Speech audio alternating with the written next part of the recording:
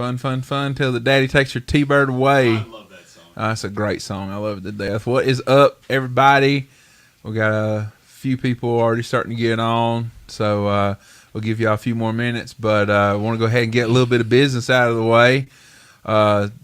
Tonight's episode of the Livewell. What are we on? Episode 17? 17. Episode 17 is brought to you in part by True Grit Tackle Company, because we don't have any sponsors at the moment. So if you want to sponsor us, hit Danny Pruitt up, and you can get up with sponsorship. It'll be great. We'd really appreciate it. But we got a real fun episode. We're going to be doing a lot of talking, so we're really going to get all this stuff out of the way, like lightning fast for you guys. Good evening, Ron, Bobby, Scott. How are you? Good to see you today, Scott. Ron, we're praying for you and your blowed motor situation, whatever's going on. I don't know what it is, but I know it ain't always good, especially this day and age. If anything happens to your motor right now, it's not good. It's just getting stuff is bad juju right now. So China. It's very difficult. It's China and Japan's fault. So Eric Beasley is upstairs and he is going to be joining us tonight. Danny Pruitt is not. He's a bum. He's a bum. He's a bum. And he did not want to join us tonight. No, Danny went to the chiropractor today, and they laid holy hands on him, and he's starting to get stiff now. So he just said, "You know what? You and Harold buddies, so you just do it with him." I said, "Well, fine, whatever. That's all good." So quick reminder though before we get started. February 18th, 19th, and 20th at the Brown Conference Center in Cartersville. Come see us at the Noe Outdoor Expo. Fish North Georgia will be there. True Grit Tackle will be there. I'll be there signing autographs again. So come get your picture taken. It'll be worth some money one day if I ever, come up with this invention or a new bait that makes millions of dollars. But maybe I need the first one. Yeah, Harold will get the first one. So, well, that's good. Hopefully we're getting it fixed soon, says Ron. So hopefully so. Hopefully it won't take you very long. As long as you get it done before she starts getting a little bit warmer. It sucks to have motor issues when it starts getting warm. Yep. It really does. So, oh well. But Ron, we're thinking about you. Well, it's good to see everybody that's already on. And Bronson's on. Yeah, Bronson's going to watch. He's got to watch. He can't help it. And in case anyone's wondering, I'm stunning a new hat tonight for the Pickens County Bass Fishing team. This is their apparel hat for the year. I think it looks pretty good. It fits my head at least, and y'all know how big my head is. So I'm happy that it fits me very, very well. So got all the business out of the way, I believe. You got Noe. We got Noe. True Grit Tackle. True Grit Tackle. Anything else we're missing? Nofo? Sponsored by Nofo. Is it really sponsored by Nofo though? Oh, we got some beer here. We do have some beer here. But, but this is a non-alcoholic episode. Sponsored in other part by Nofo. That's right. Sponsored in other part. Like GPB, Georgia Public Broadcasting. And viewers like And you. viewers like you. Thank you guys for watching. So, anyway. Let's go get it. Jokes aside, let's get serious now. You can see some hardware I got in front of me. Some of these nice trophies. These are only but just a few. I've actually laid my eyes on the actual entire set. So, it's way more than that. But we have Mr. Harold Grizzle with us tonight, and this episode is going to basically revolve around, we're going to talk a little bit of fishing, but the main fishing talk that we're going to talk about is how to be successful from a co-angler standpoint. Now, Harold's won a lot of money out of the back of the boat. I ain't going to deny that. His hardware speaks for itself. These are all co-angler trophies right here. And so evidence speaks for itself. And then those of you guys who fish on Lanier know Harold. A bunch of people know Harold from the BFL scene too. So glad he's here. Happy he's here. He was going to come last year, and you called me, said we're just not getting off the water because David's boat motor blew up. And I said, "Oh, you ain't no way you're gonna make it in time." No. There was no way possible. There was no way possible to make it. And I said, "Well, we'll reschedule it for the next time the BFL season gets started up." Here comes Beasley. He's sitting down. He's coming down. He brought me water. He's a good man. Very good, man. Appreciate you, Beasley. Eric Beasley, everybody. Give him a round of applause. Glad he's here. That's right. Eric Beasley. Eric Beasley, everyone. So, Glad you made it. but Harold is here, and I know a lot of you guys are going to want to be watching. Some of y'all might not be watching now, but you'll be watching it at a later date, I know. And so, basically, without bragging, how much money have you won out of the back of the boat, roughly? A little over 120 something thousand. Yeah, that's no chump change. No, Not really. And you've it's won. a lot of time on the water. It is a lot of time on the water, and you've won how many boats? One You've won one boat.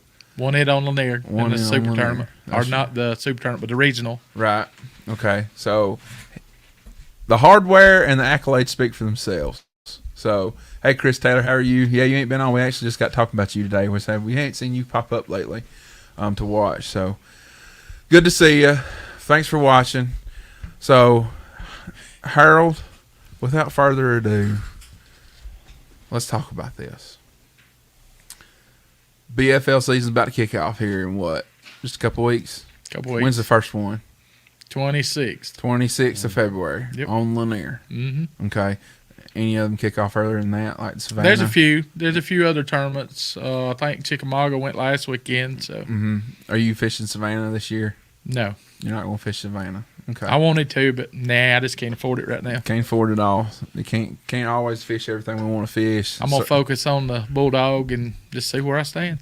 Well, I think you'll be. I think you're going to do all right, and I think those of you who know him are going to pretty much be in agreement with me that he's going to do just fine.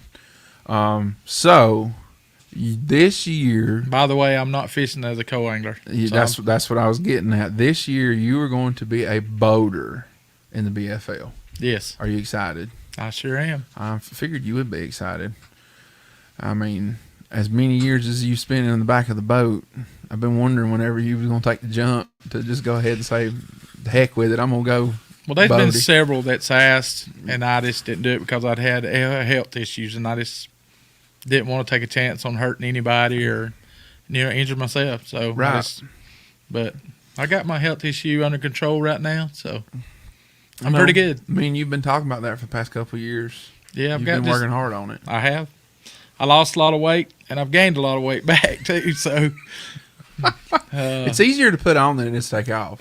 same thing my doctor said. But when you got a girlfriend at home that cooks like mine does, dude, it's hard to lose weight. And Rabbit Town Cafe right down the Right. road. Shout out to Rabbit Town Cafe. If you ain't never been to Rabbit Town Cafe, you need to go. Enough said. Some of Little the place. Oh, it some is. of the biggest biscuits you'll ever get. The biscuits are like this big.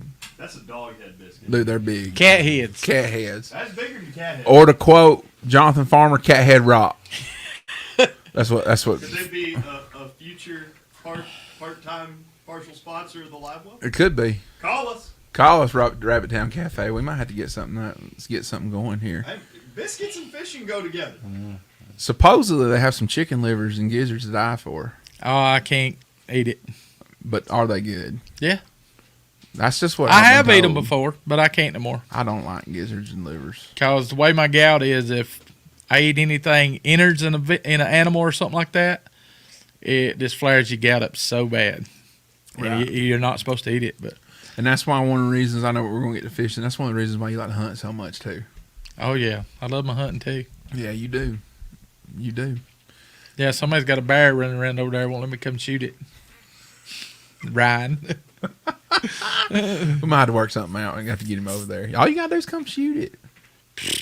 Got to see it I first. smelt it the other day. I bet you did. I did. Melinda said, "That's not a bear. That's a wet dog." I said, "What do you think a bear smells like?" Wet dog. So, Wet dog. what's up, Tracy Coker? How are you? Hope you get to feeling better. I know Tracy. We'll just quick shout out to Tracy. He's went to the hospital, had to come back home. He's back home now, but he was on some oxygen. Don't know if he still is or not. You know Tracy? I might if I saw him. You might if you saw him. But anyway, give us an update on you, Tracy. I know you said that you've been on some oxygen. So want to give one real quick shout out before we get full-fledged into Harold here. Got news for those of you guys that know him. Terry Penley. He is in a rehab facility over here at Piedmont over here in Jasper Mm-hmm. said that he's got a real good therapist. One of the best ones is in charge of him. Well, that's good. Yes, it is good. So shout out to Terry Penley. Hopefully he'll come through that. I know probably some of y'all guys know him.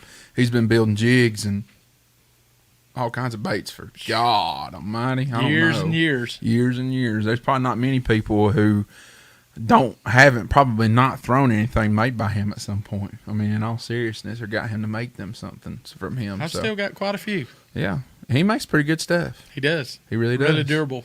He really does. So, shout out to Terry. We hope you're doing good. Really do hope he comes through. It's just good that he's now in a rehab facility. That's a step forward. Next step, becoming home, being fully functional again. So, yeah. So, boater. So let's talk about the boater situation. Got your goal. The goal for this year is what? Personal goal. My personal goal is to win. Okay. How much? I'd like to at least win one or two of them. Mm-hmm. And I got my goals set on two lakes that I'm going to focus hard on. So You want to elaborate? yeah, Lanier and Oconee's the two that I'm wanting to really do good. I believe I can do good in both of those lakes Mm-hmm. because over the years I did really good in both lakes. Mhm. So, Sinclair is a good lake, but it's got a mind of its own. I mean, some days good, some days not. That too, yeah. And it don't help that people seem to be lately on Sinclair been jerking 6-7 pounders out of them, taking them home and eating them. Right, I saw that too. Yeah. But Eufaula, I Mhm. mean, Eufaula's, I like Eufaula too. I can catch them down there. Yeah. If Dave Millsap was here, the one that I used to link with all the time, used to travel with him, practice with him, he'd tell you during practice, he'd make me quit. He'd just say, Harold, you got to stop. Catching 6-7 pounders, you can't do that the day before the tournament. You go back, they ain't there. That's right. Sore lip. Sore lip them. As hard as you set the hook too, it don't. Look, there's Melinda Benjamin says, "Hey, Daddy." That's good. Benjamin. Hey, baby. Benjamin, hey, buddy. How are you? Hope you're doing good. Tracy Coker said, I'm much better. I'm off the oxygen. I've been trying to keep active as much as I can to get my strength back. That's good. COVID pneumonia is no joke. Your mama just had pneumonia a couple months ago, right? It wasn't Her and my COVID dad pneumonia. Yeah. It's COVID too. It was COVID? Mm-hmm. Both of them's had it. Well, they're doing better now, though. Yeah, I they're know they doing a are. whole lot better. Monday, I think my mom was still pretty sick. She got sick again from something. Yeah. We don't know exactly what it is yet, but I think she had a doctor's appointment here pretty quick. So, Well, good Lord willing, everything be okay with her. right. Well, I kind of stay in the loop with your family situation because, man, you talk pretty regularly. Oh, yeah. So, I At least once, twice a day. sometimes more. It all just depends. Depends on what I need. It depends upon what's going on. So, Yeah. but now, yeah, we got 60, almost 60 people watching on YouTube. So let's get real deep into it now. Co-angler standpoint. Anybody out here that's going to be being a co-angler this coming up year, let's just get right down in the middle of the turkey leg with it. Number one piece of advice. Don't take too much tackle. Okay. How much is too much? Too much is trying to take 20 different techniques and knowing it's not going. You ain't gonna have time to throw it all. Right. When I first started out with 3 rods and a little bitty, like a 360 or a 370 bag, and I tried to get my crankbaits, my spinnerbaits, a few of each. Mm-hmm. Don't go crazy and just put a whole bunch of this, whole bunch of that, and try to cram it all in one bag, because then you get out there and you go to scrambling, wondering what you're going to do. Right. And I try, when I start, I try to take a shaky head and catch my limit first thing. Then you upgrade. Mm-hmm. You go to something you can catch a big fish on. Mm-hmm. I might change to a crankbait, might change to a jig, but my strong point is a spinnerbait. Yeah. I love spinnerbait. Mm-hmm. I mean, I can catch them on a spinnerbait just about anywhere I go. Mm-hmm. And most people don't know how to operate a spinnerbait right. That's true. You know, I've learned a lot about it. Yeah. So, and It ain't a throw it and reel it back. No, it don't work that way. No, it don't. No, I make my own spinnerbaits too.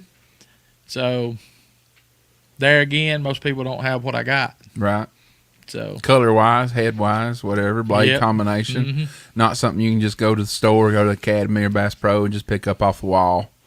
You know, right? You can't. And that's one of the big drawing things is why I started making my own tackle several years ago. Was I can make stuff that don't nobody else got. Right. And you've saw my building. You can't even walk in it. No, you There's can't. so much stuff in it. No, you can't. But as much stuff as you have, I have fished with you, fun fished and tournament fished with you in your boat. You have fished and fun fished and tournament fished with me out of my boat. And I will say this, what he says, whether he's boating or he's co-angling, because even as a boater, I've noticed this, I've caught my eye on this, you still do the same thing in terms of whether you're a boater or boater to co-angler. You don't really have that much tackle. No. You really don't. Mm-mm. And you're in your own boat. I've been with you in your boat. You got your own boat. You got your own storage and everything else that you want. And still, when you open up, you still stick everything basically in one storage lid in your bag. Yeah, I can. Yeah, you really do. I've got stuff in other compartments if I need it for backup, just in case I have to change up techniques. Right. I mean, if I draw a boater, you know, just like I draw Phil Johnson, you know, he don't fish up here on this end. He fishes the south end of the lake. Mm-hmm. And I'm just not... I don't fish down there. Right. That's not me. I didn't grow up on the south end of the lake. I don't know a whole lot about that. But if you take me from Browns Bridge north, I can just about show you anything you want to know. Oh, yeah. Because, I mean, that's where I grew up. Yeah, I mean, you've got time. Mm-hmm. I mean, it's like, you know, the last 5-6 months, I put my time in. Mm-hmm. And the last 2 weekends really shows, you know, I put my time in and, you know, I've earned it. It did. So. Even on south end. Yeah, I did good on south end. You know, I just took my technique I've been using on the north end and used it on the south end in certain place. And when I go fishing, I focus on one creek. Right. I don't focus on 20 different creeks. Mm-hmm. I try to make that one creek work. Mm-hmm. If they'll bite in this area, why won't they bite in that area? Right. You know, it's not the place you're fishing, it's the technique you're using. Right. So that's one thing that I want to get into about with the co-angling situation. You said it right there, hit the nail on the head. And those of you guys who are co-anglers, let's open your ears to this comment that I'm about to say, and Harold's going to reply to this. Master a technique that you can use anytime, anywhere, any body of water. Shaky head, jig, Texas rig, something that there's no really rules to it, right? That you can fish it in any depth of the water column on any type of structure whatsoever. Master that technique, and then build upon off of that. Would you agree? Would you agree with that? 100%. And see, you said that pretty much. What you said, your strategy out of the back of the boat was start with a shaky head, get your limit, and then think about how to upgrade out of the back of the boat. Well, my partner, you know my partner well. Yes. And me and him fish a lot together. And I'm telling you, he's got one technique. You very, very rarely see him, when we're fishing together, pick up anything else. Mm-hmm. That's all he throws. And he's good at it. Right. I mean, he can catch them behind me on it. Mm-hmm. Most people can't catch fish behind me. My girlfriend will tell you the same thing. She can't catch them. She gets so mad at me. And dude, I can take her on the lake and she'll get so mad at me. You're in the front of the boat. You're catching all the fish. Right. And I tell her, say, it's not where you're at in the boat. It's how you operate it. Exactly. You got to learn to master that skill to do it. And that mastering that skill, whatever it may be, that will help you. What's up, Nathan? Yeah, what's up, Buddha? How are you? So mastering a technique like that, too, will help you when you get in those situations, because you will, as a co-angler in the BFL situation, where you got a vacuum cleaner in front of the boat. Yeah, like John Duval. Yep. You know, I fished with him in a 2-dayer on the second day here on Lanier, and I thought, oh, Lord, I'm not going to catch a fish. Hey, I did good. You know, John said, dude, normally most of these co-anglers don't catch a fish behind me. He said, Harold, you're a dang good fisherman. He said, I don't know why you ain't fishing as a boater. I said, well, I'm planning on it next year. I was going to do it last year, but my link basically screwed me on the priority date. Called me that night, and I had 30 minutes to find another link. And I said, no, I ain't signing up to be a boat-on-boat draw. And I said, I ain't doing that. So I just went as a co-angler last year, but I believe I'll do really good this year. And the one on Lanier, I can just tell them they better have them because I'll catch them. Right. Because the next couple of weeks, if anybody knows what color my boat is, they'll see me quite a few times on the lake this next couple of weeks. Getting prepared. Yes, sir. And you've already been being prepared anyway. Oh, yeah. I've been prepared since September. Yeah. So, been doing that, putting in the work. You don't put the time in, it ain't going to pay off. It won't pay off. You got to be out there as much as you can. Question here from Money Bass. He says, what's up, guys? As a co-angler, what do you expect from a boater as far as what it takes for you to have a successful day on the water? That's kind of a hard question to answer because every boater's different. They are. I've drawed boaters that's, been butts. Right. And you're going to. And you're going to, because they got their ways and they don't want to show you their waypoints if you're local.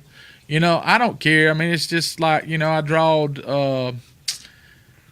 David. I'm not going to say no last name, but I drawed a David guy that fished South End, and everybody knows him. And he didn't want to fish for me.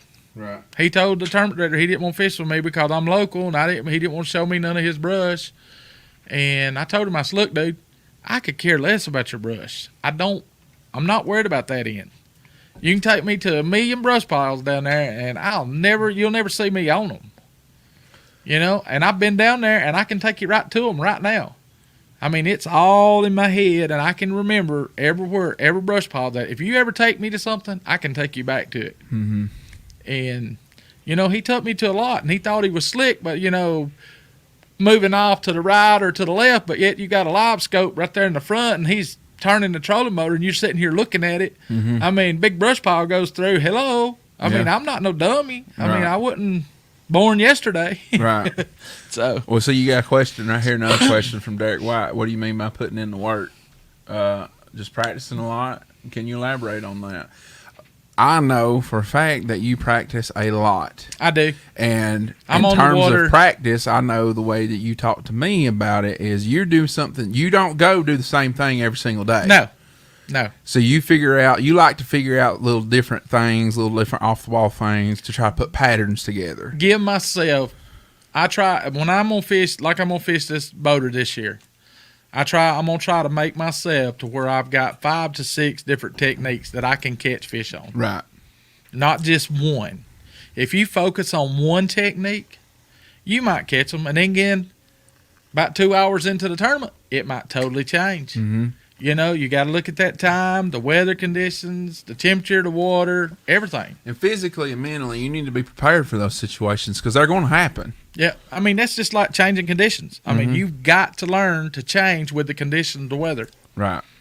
Absolutely. So the temperature of the water. it makes a difference. Right, it does. Color. Does. Color. Like a crawfish, change color at certain time of years. You have to change up colors with that crawfish. You do. If you don't change up colors, you ain't gonna get bit. Right. You might get bit, but you ain't gonna catch what you need to. You're not gonna catch as many. You're not gonna catch quality. Right. You catch. You catch numbers, but that quality is what you're looking for. That's right. And you only need 5 at the end of the day anyway. Don't take 5 casts. That's right. And anybody that'll tell you that's ever fished with me, I utilize every second of the tournament. Yeah. Every second that it takes me, because it don't take but 1 cast to catch 7-pounder. It don't. I've caught them on the last cast. My partner that I fished with on Friday night, Brian Hayes, he'll tell you, we was fishing a place, and it was about an 8-minute run, and we had 7 minutes. I told him to cut every shortcut he could, and I'd cull going down the lake. So we took off. He blasted off, and we run back. And I told him, I said, you take every shortcut you can. And we made it on time. We had 5 seconds before we'd have been late. Lord, that's the way it is this here. You got to do what you got to do. This is my type of guy, north end or no end, and he doesn't care about the brush. To a certain extent. Yeah, a That's, certain extent. that's Chris Randolph. You know who he is? He's the local near hooker. He's always out there. You probably run into him up when you get over towards Gainesville Marina area, that side of the lake. He's always putting it at Sardis. I don't know. I might. You might run into him. So we still got a couple more questions here. Sabrina Gunter, she says, "I'm fishing Lake Guntersville as a co-angler, first time. What techniques would you master on Guntersville? When is that Guntersville event? Probably Next February, weekend. next weekend. I think it's next weekend. Lord, Cause I got several people. I probably wouldn't bring about 3 or 4 rods with me anyway to that one. I next wouldn't weekend. take 3. Yeah, I'd take me a jig, take me an Alabama rig, and probably a shaky head. And when I took the shaky head, I'd start off with the basic colors and just work my way, trying to figure out what color they wanted throughout the day. I mean, it's going to change throughout the day. The time, condition, sun gets up. I mean, you're going to have to change with it. But first thing I'd do is take that Alabama rig, and I believe I'd hit every rap bank I could find. yeah. But she's fishing as a co-angler. I know. So That co-angler, you're at the mercy of the boater, but me, I'd start out with, like I said, a shaky head or a jig first thing and see what my boater's doing and then go from there. A crankbait, crankbait's good over there too. chatterbait. Yeah, chatterbait's good there. So, I mean, you got several different techniques that you got to learn on that lake. I don't know how much you fished there before. I know if I was going, I know what I would do if I had to be in the back of the boat. I do too. Huh? I do too. We'd probably do the same thing. Yep. So, I don't know. Do we want to elaborate on that for her? I don't care. What would you do? I'd be throwing spinnerbait. I'll be throwing either a spinnerbait or a chatterbait. One or the And other. I'd try it 5 different ways. Yeah. You got to learn to Let fish tell you what how they wanting to want do. it. Yeah. So, if you got any more questions, Sabrina, I know see her. She's pretty new to the group page, and she kind of asks a lot of questions and stuff like that. So, and it's good to see to see a female. Yeah, most Yeah. time. I got one that's in South Carolina. She fishes a lot, but I think she's got some health issues too going on. So, Well, if you ever got any questions or about anything, there's a lot of guys on the group page that'll surely help you out, Sabrina. So, Jeremiah Giles, he's one of them. He's always posting stuff. He's always making talking about what he's doing and stuff like that, what baits he's using and stuff. But actually, who throws an A-rig on the Near with success? I never see anyone use it, but use single swim baits every day. You staring at 2 people. You staring at 2 people that throw an Alabama rig. Now, I will say this before Harold says anything. My A-rig has died, and it's been dead for about a month. I can't get bit on it. I can't recently. It's been dead on me. But I was catching the fool out of them. There for a little while. But my only problem this winter was I was only catching like 2.5 pounders on the A-rig, and it was most god awful nice fine. when you catch 3 of them at a time. Well, it was nice, and I was doing a little bit of that. I wasn't doing it as much as I was in years past. But I don't know what the deal with it was this year. It always has that drawing power to catch big fish, but it just seemed like this year they just didn't really want to commit to it too good. I'm not real sure why, but that's just personally. I saw a red diamond shad at Guntersville. That's a good one too. Yeah, it is. I'll tell you, shad wrap, if you want to throw, like a shad wrap, dude, shad wrap is, you can catch a limit in no time with a shad wrap. 99% of the time, a shad wrap will catch a limit faster than a shaky head will. Ron Swinford said I'd throw a spinnerbait with Colorado blade on it at Guntersville. That'd be a good choice to go with. A little bit. I would throw a specific skirt though if I was going to put that Colorado blade on there. I wouldn't even throw a Colorado blade. You wouldn't? Mm-mm. I'd find me the biggest willow leaf I had. Single? Yes, sir. That's a good thing though. That single blade will put off more vibration than that Colorado will. It will. Most people don't understand that when you put it by itself. They don't realize that the thump is a little bit different. The Colorado blade puts off thump. The willow leaf puts on off a vibration.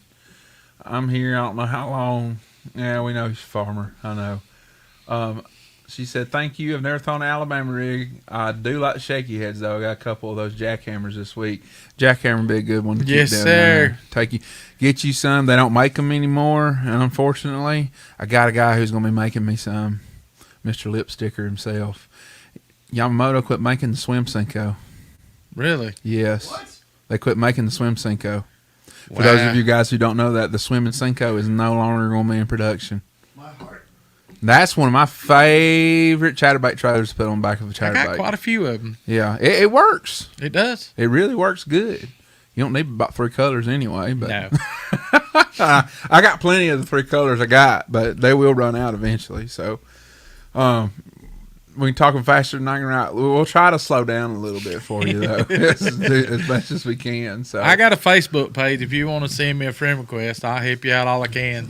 This will still be on YouTube to rewatch. And it will be. It is being recorded, Sabrina. You'll be able to go back and watch it, and you can pause it and write at later this evening or tomorrow or something like that. So, Nathan said A-rig can be tiring to throw to me. I'd rather throw the single Kitech.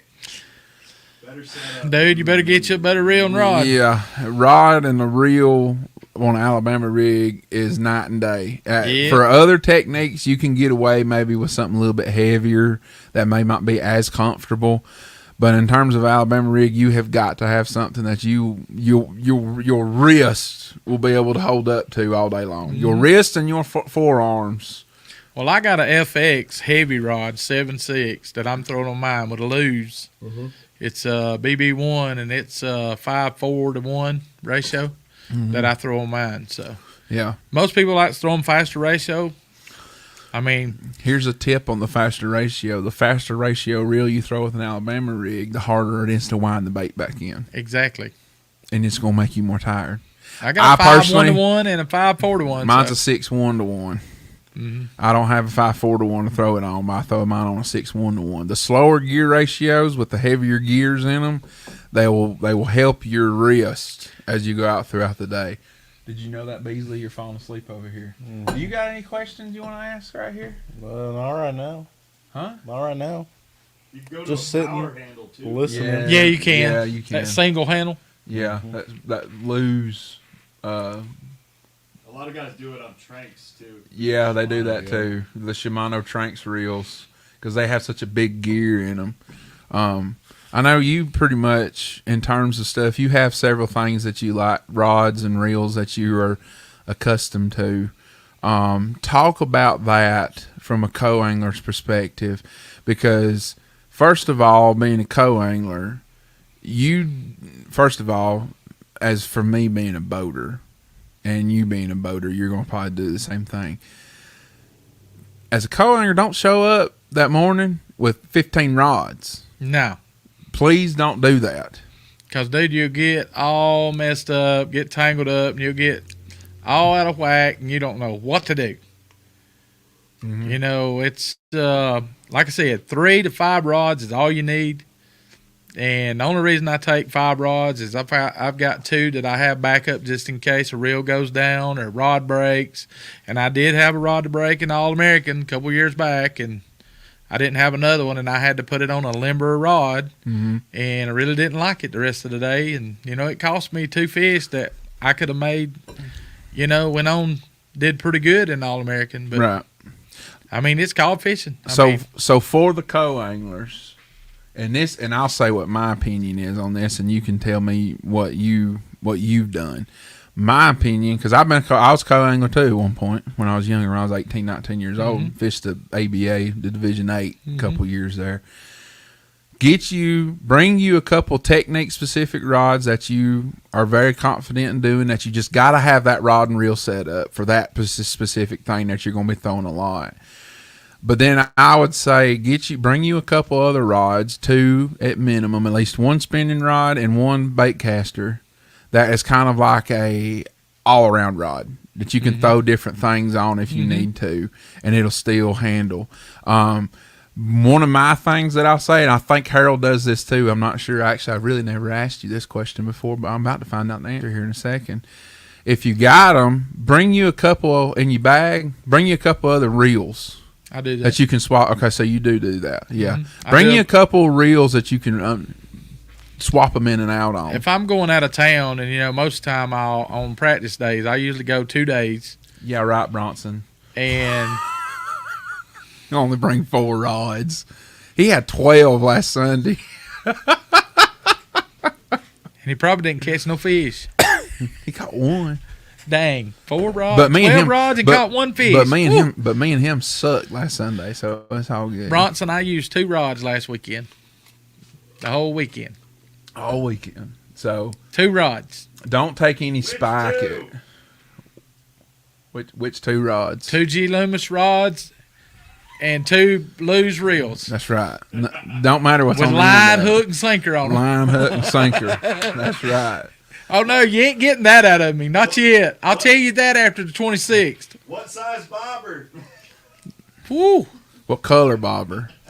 it's chartreuse. It's chartreuse bobber. You don't like the orange and yellow ones? No, my yesterday I was telling Ryan, yesterday we went to one of the creeks that he told me to go to a couple weeks ago, and we caught a bunch of little fish there. Well, I went back in there, because the little fish wasn't there, and I thought, well, heck, my little brother, one of my 2 little brothers, we went in there, and I asked Ryan, I said, how many lures have you broke in that pocket? He said, what are you talking about? And I said, dude, I bet we caught or found $100 worth of lures yesterday in trees. I bet I know whose lures that was. Probably Bronson Cox. Probably Bronson Cox's.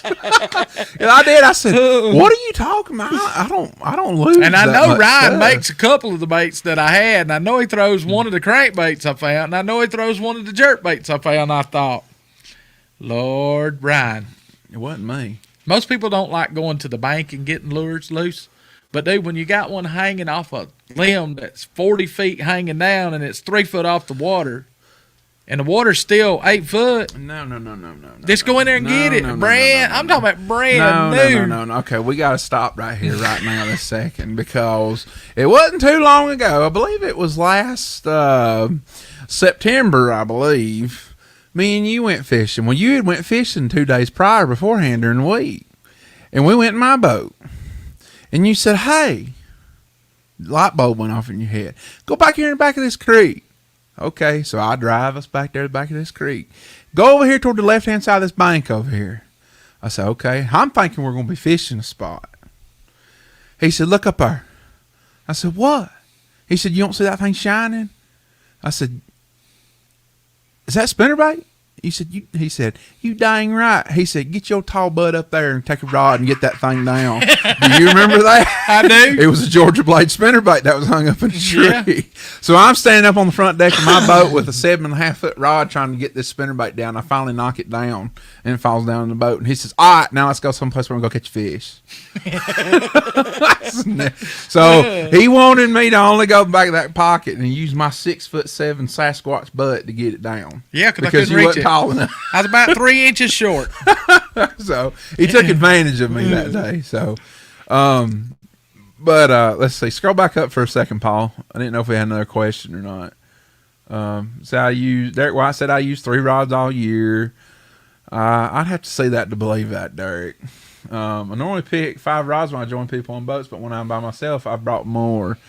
I'm just messing with you, Derek, by the way. Hopefully you can find you a motor soon or something to do. Derek blew his motor. What you got on it? He's got 250 show. I know who one is. I told him I know where one is too. I know where 2 of them's at. He's got 2 of them. But his is under warranty. Oh, he's got 2 of them now? Mm-hmm. Dang, he hit jackpot. Told me to take $15,000 for it, and it's got 35 hours on it. What about the other one?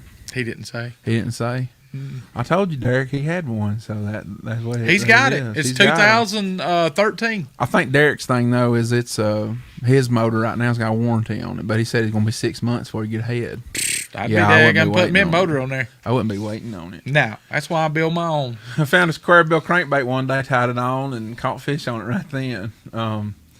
Beasley smiled a little bit. Who pissed in your Cheerios? Oh Lord! Come on, Beasley, wake up here. He's not saying nothing. He's still asleep over here. This is the tournament fishing episode. He's Yeah, I know. I've already I'm asked him already. listening. With 39 I'm minutes listening. in, I asked him 5 minutes ago if he had any question. Not yet.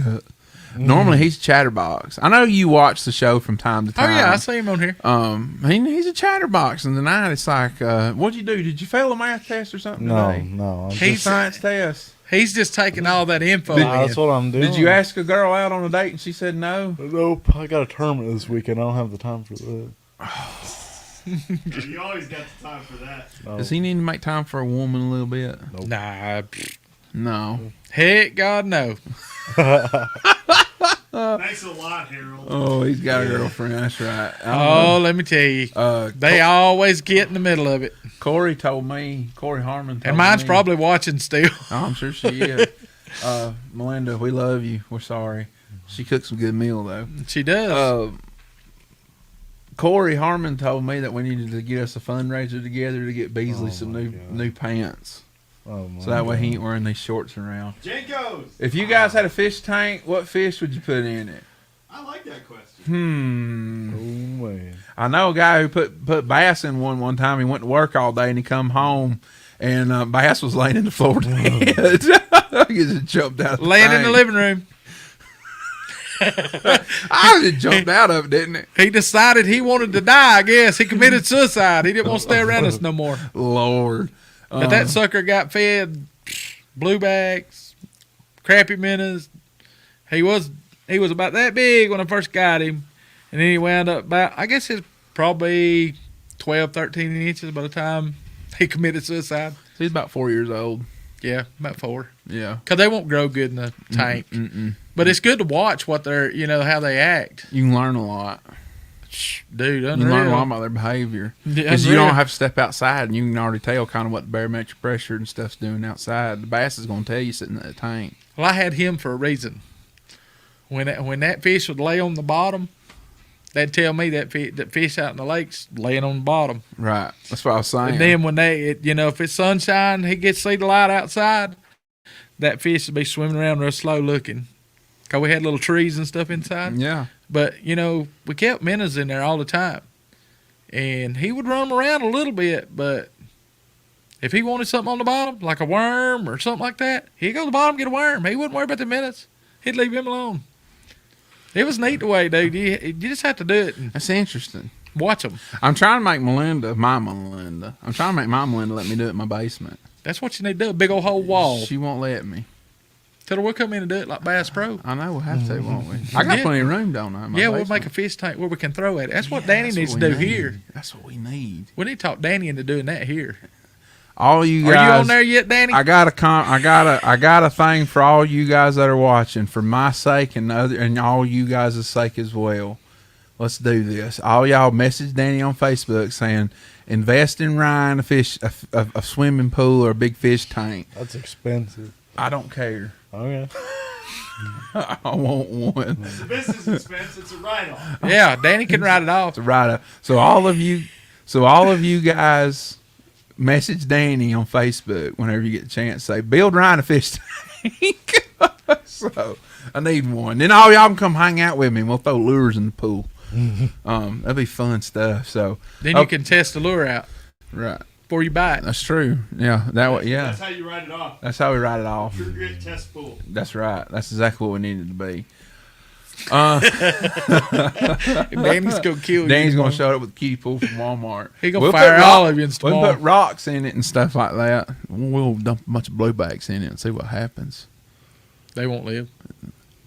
They won't live because bass will eat them too quick. They won't live. They go to the corner and die.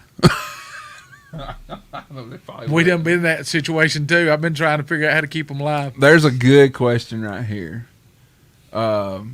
Let's see. We'll get to Farmer's question here in a second. What is the best and worst situations you have gotten into as a co-angler with boaters? Oh my Lord. So that's a 2-part answer question. Oh my Lord.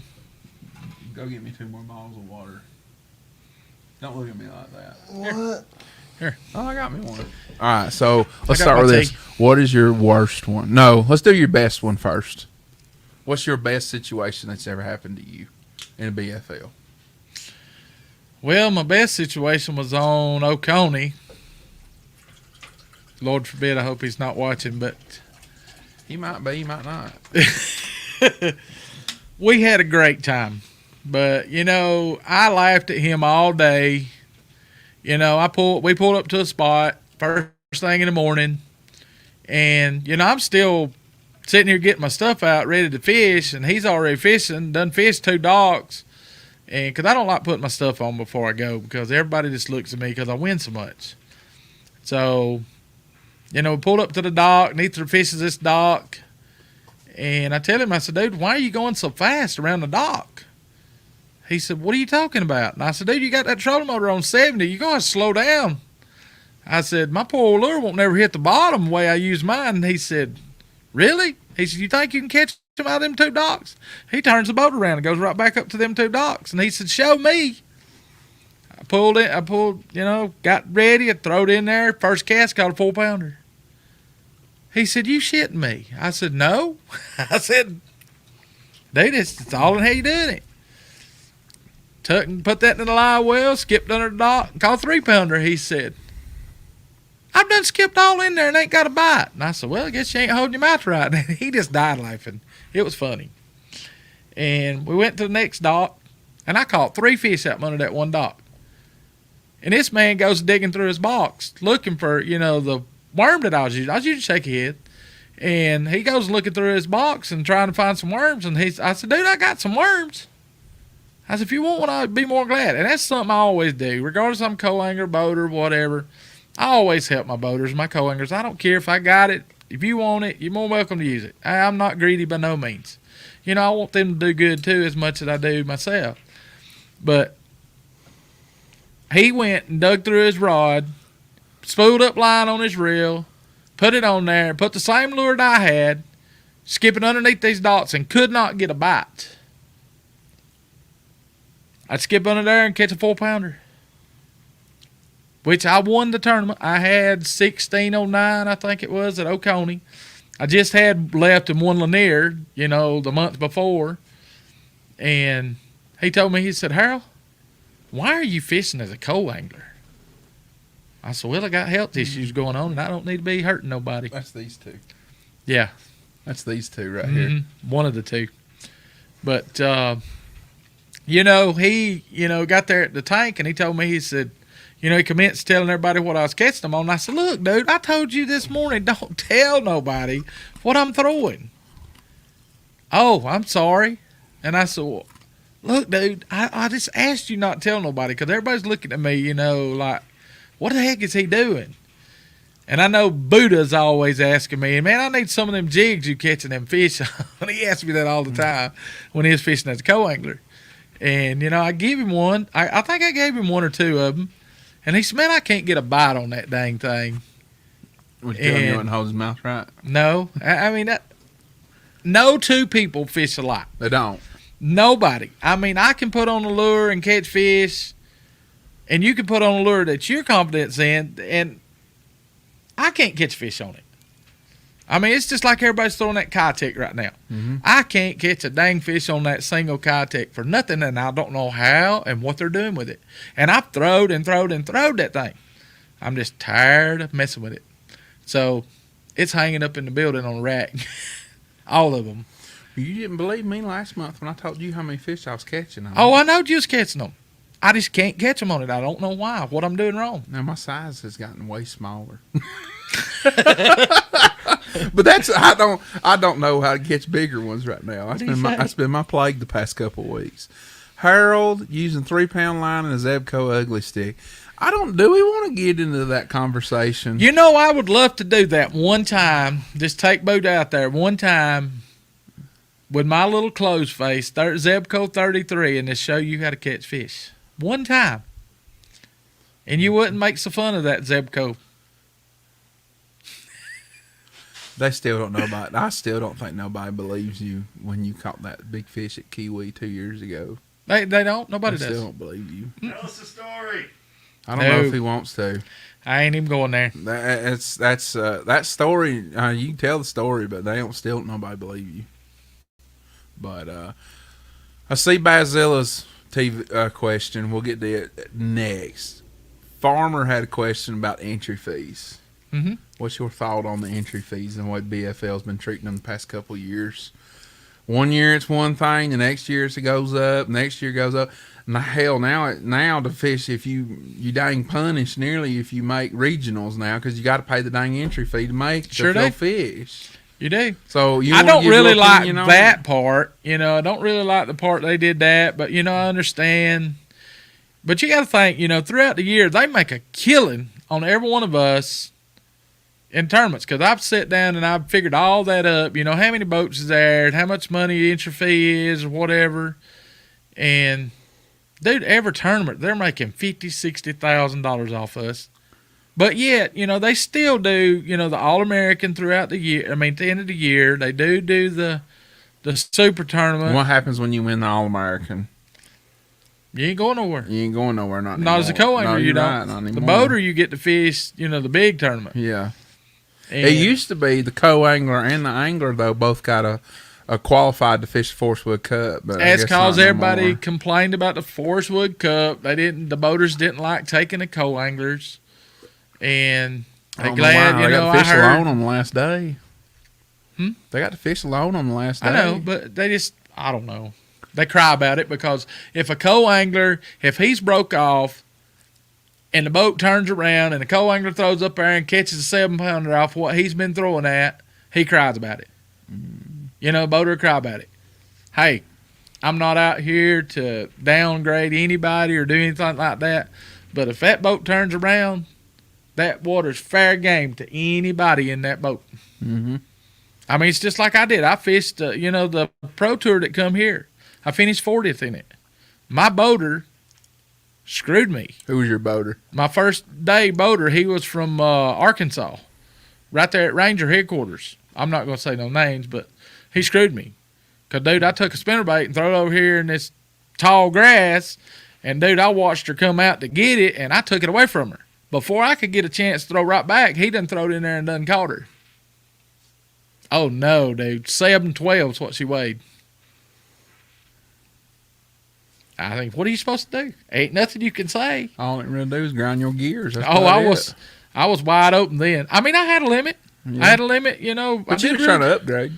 Dude, that would have been a great upgrade. I'd been right there with Brad. Yeah. So, Well, all right. So go back down Basilla. We know about Clark-Hill. Know a little bit about Clark-Hill.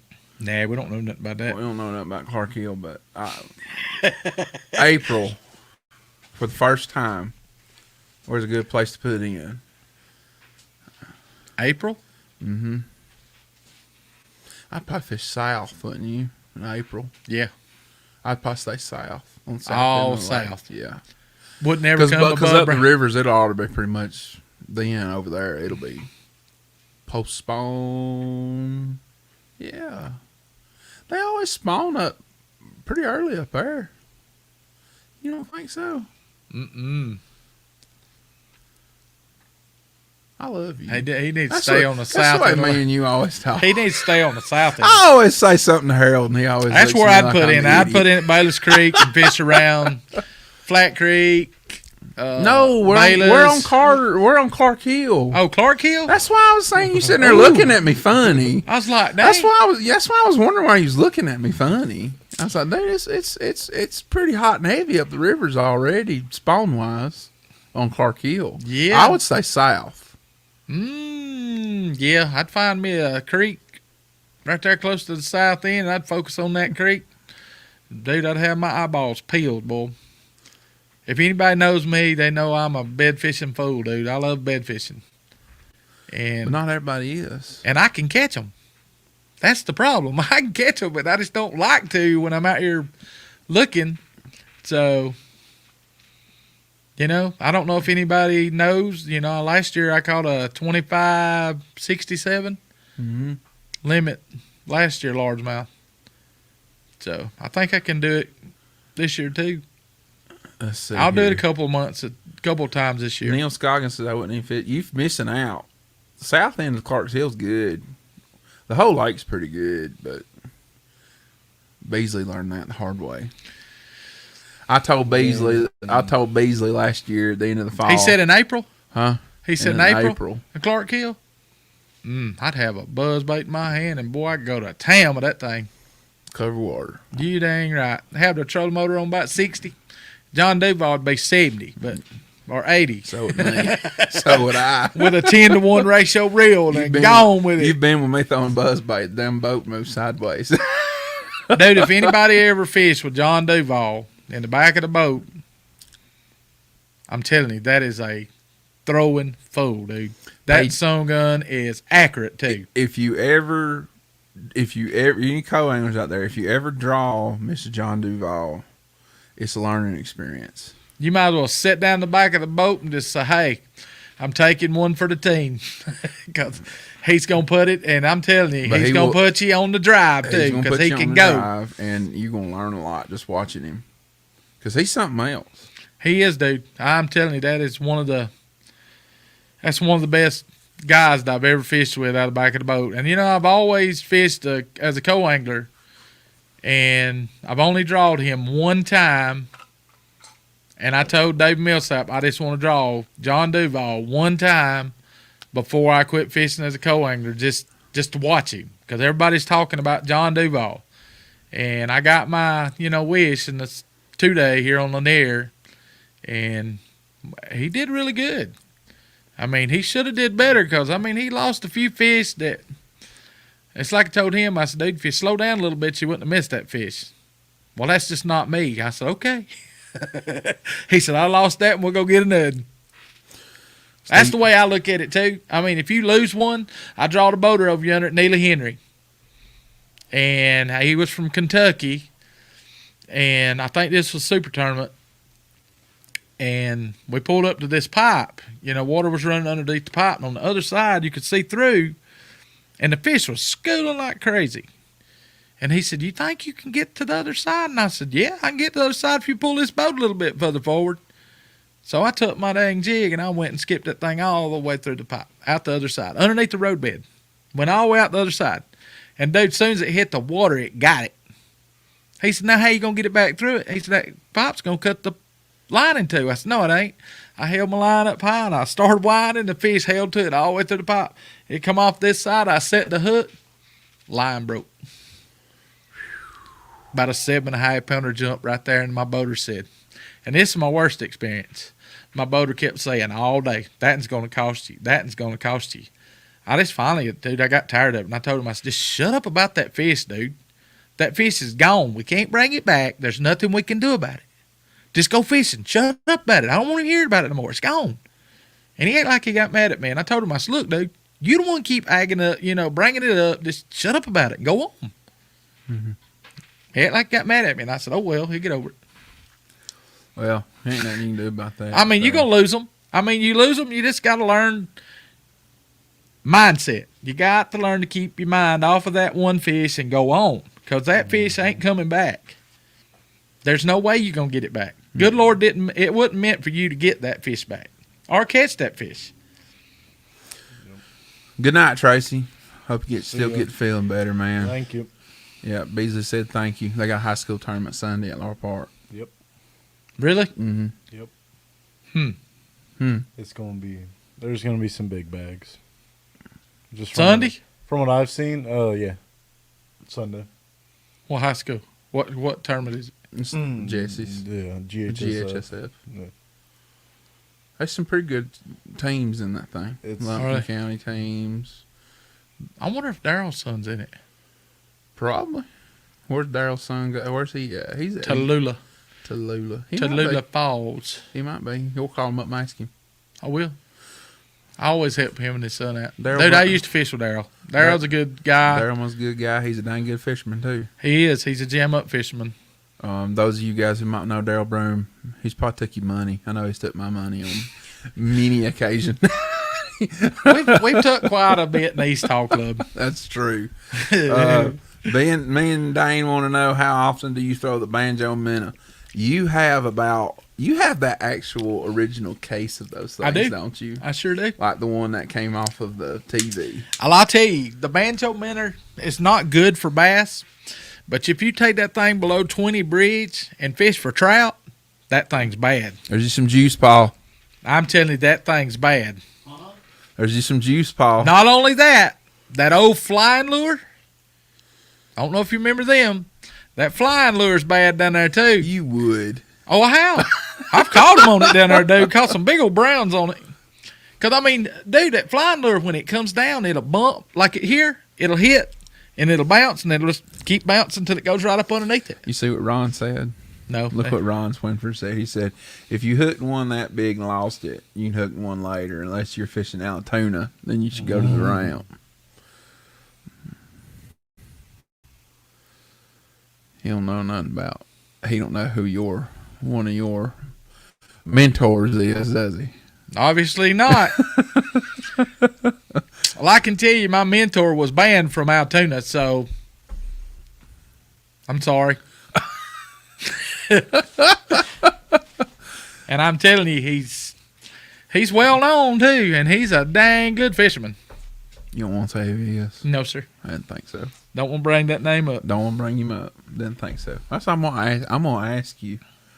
I know he was just a joke, Ron, but in all seriousness, though, I know who he's talking about, and he ain't lying.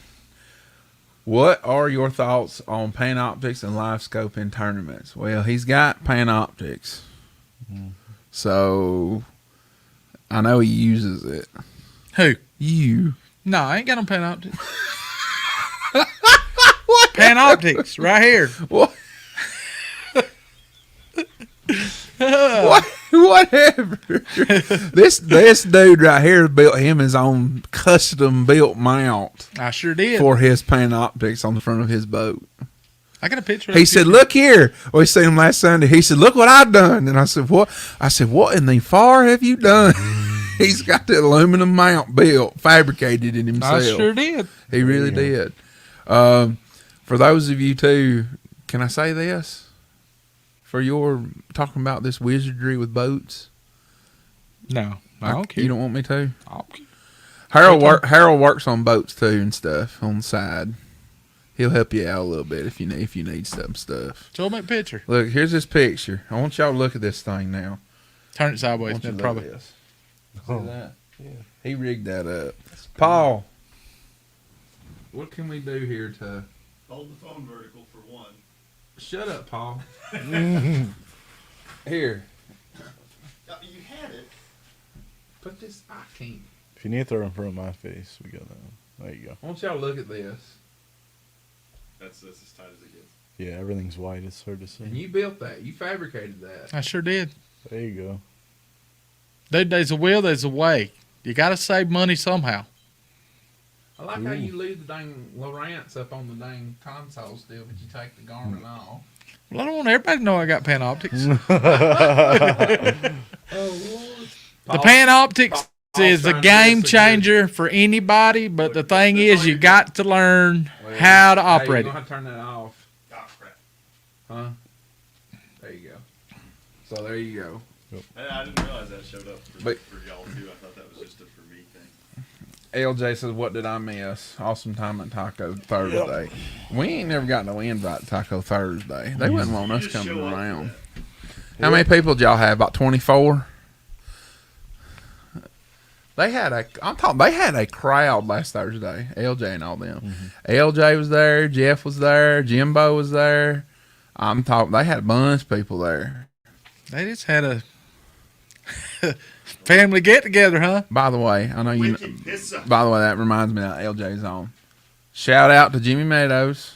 You know Jimmy, don't you? Mhm. He's home. So Really? he's doing good. Well, that's good. LJ texted me the other day and told me 18 tonight. Okay, that's still a lot for the Mexican restaurant. Yes, sir. But yeah, shout out to Jimmy Meadows. Glad you're home, buddy. I know that was the whole operation thing with his kidneys and stuff. I know that was a bit scary, but I need to get a hold of LJ, too. I need to get him to look at my Panoptics. There I've you got go. some issues going on that I can't figure out what's going on. I think he can help you out. Speaking of that, he just installed mine. Just 3 weeks ago? 2 weeks ago, actually. Did he do a good job? Yeah, he did a very good job, and it's working great. And I finally think I got it figured out, and it's cool. It really does change everything. Changes your perspective on a lot of things. It does, Pa- and Did it's you just ever more did the efficient. upgrade? The new update? No, I Everybody's want talking to. about the new update. Yeah, with the I'm doing mine tomorrow. Said something about Color- takes away that line out color of it, limit. that ghost Yeah, line. ghost tree. Yeah, the Ghost Tree. Yeah, Yeah. I'm going to do mine tomorrow. Thanks to Brett Matthews. There you go. He downloaded on the card, and I delivered Did him. he? Yeah, I talked to Brett yesterday on the phone. I delivered him some firewood last night in the dark. Oh, About did the you? time I was getting it off, rain started, and he said, "Boy, we timed that just right." There you go. I think he's going to Kiwi this weekend. That's what I heard. LJ, that's unnecessary. If you want his number, I'll give you his number, though. Okay, well, I appreciate it. Yeah, I've got something. My two graphs is interfering with each other, and they're not hooked together. And they're not. The power wire's not even nowhere near each other, so I don't know what the crap's going on with that. You know someone else who's going to get one? Hush, Bronson. You going to get one? Yeah. I've There been you debating go. upon what I was going to be getting. I finally made my decision. You're going with the Dude. the What are Garmin? you getting? The 1022? I'll get the Garmin. There you 1022? Probably. Hey, even the 9-inch, that's not bad.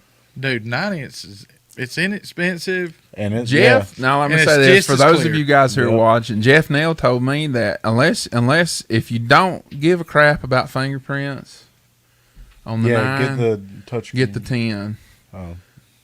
because it has the dial. Yeah, yeah. But I would if do that you, anyway. If you don't bother you none, that Yeah. 9 or that 7, that touch screen will be just fine. I ain't worried about no fingerprints. Ain't, I ain't worried about fingerprint- fingerprints either. Ain't gonna be no fingerprints on it besides mine. It's more about these big old Coke bottles that I have to look through. You ain't So right. I ain't right at all. But yeah, What that one- trolling motor? He's got a Fortrex. Yeah, that's what I got on it. That's a- It don't do it when the trolling It's motor's 80, running. It's only did it since I put the two graphs side by side. I changed my transducer from the side mount on the side of the trolling motor itself up on the shaft, and then I put a HDI transducer on the bottom. Buddha. He's Buddha. He said, I have a 10. I wish I had a 12. God. If you wouldn't stand so far back, Buddha, you'd probably be able to see the screen. I run into Buddha one time. I seen him. I said, "That's Buddha over there." He was standing on the second deck on the second console on that Skeeter back there. He was probably had the spot lock on and probably chunking. I don't blame him. He said, I said, "There's Buddha. That's got to be Buddha in that Skeeter right there." He's standing back there on where you step up on the front deck. Oh Lord. You listen, that's one good thing about this show right here. You get a lot of people that's already been through the fires and stuff on some of this electronic stuff. There's a lot of guys that they can help answer a lot of different questions. So we've already got a lot of guys that we've got guys on here that have active target. We've got guys that got Panoptics. We've got a couple guys that got Mega Life. So they've been through it. So Well, I got a Gen 2 HDS 12 on the back of mine and a Gen 3 9 live on the front. And I got the Garmin 93 on the front, which I got a little small boat. Dude, my boat ain't but 17 foot 10 inches long. 10 inches. I got a Ranger 374. So, and there's no room. I built an extended deck in my boat myself. So, That's good. I mean, shoot, it does what I wanted it to do. It's all that matters. Any other questions back up the top? I know we Sirius Ryan and Eric have my cell. Yeah, well, we'll make sure we'll get it. What year Fortrex? Hey, and I is appreciate that? it, James. I'll get a hold of you and let you know. What year Fortrex is that? It's a couple years old, ain't it? It's old. It's 2 newer, years old. It's newer, way newer than mine. It's 2 or 3 years old. Yeah. You just one. 24 volt. Yeah, mine's 24. That's what I thought it was. But I've got all my graphs hooked on one battery. Yeah, same here. It's on a lithium battery, one of the Ionics lithium battery. Now I've got that's my Panoptics. I've got it on that by itself. And I've got 8 gauge wire run to the back, all the way to the back to the battery. And I've got the other 2 is hooked to my cranking battery. So they shouldn't interfere with that. Shouldn't. Nothing should. I don't know. What the hell? Who the hell is James MLJ? Listen, I'm gonna give you his number so y'all can talk. Y'all can talk later. Facebook user, what's up? Remember, you can go to www.streamyard.com/Facebook, and we can let us know who you are. We need to put that on a bar. Let that roll, Paul. So let's try to get out of the technology here. Now we're halfway through. Well, do you want to get out of technology, or do you want to talk about some technology? You want to talk about technology from a co-angler standpoint? Because I'll say one thing about this. I have noticed from some people that I know, that I talk to, that are co-anglers in BFL, that they get some boaters who don't and some boaters who do, that they put their graphs on standby mode on purpose. I've had one guy on Lake Hartwell do that to me in the Savannah River Series. I probably shouldn't say this, but I tried to get him to go to the bank and he wouldn't go. Mm-hmm. I gave him a few choice words because he got pissed because I had 5 fish in the boat and 5 casts, and he ain't even caught a fish. And then he walks back there and puts the graph on standby. And I'm throwing directly behind the boat motor that we just come in. Yeah. And he reaches back there and turns it on standby. And I said, that was pretty shitty. That's what I said to myself. But Well, That's one of those things, because I mean, especially if I'm fishing by myself, I'm always throwing it on standby. Just get that graph and just let it cool down, get it turned off, especially when it's hot. Keep from pulling all that charge so you get better battery to your front graphs and all that. Or if your front one, I'll throw the front ones on standby if I'm graphing around. But I mean, I always do that. If I've never had a co-angler, so I don't have to worry about it. But that's one of those things I'd have to. Kevin is a boater in the BFLs too. Kevin. Underwood. Nah, I ain't worried about him.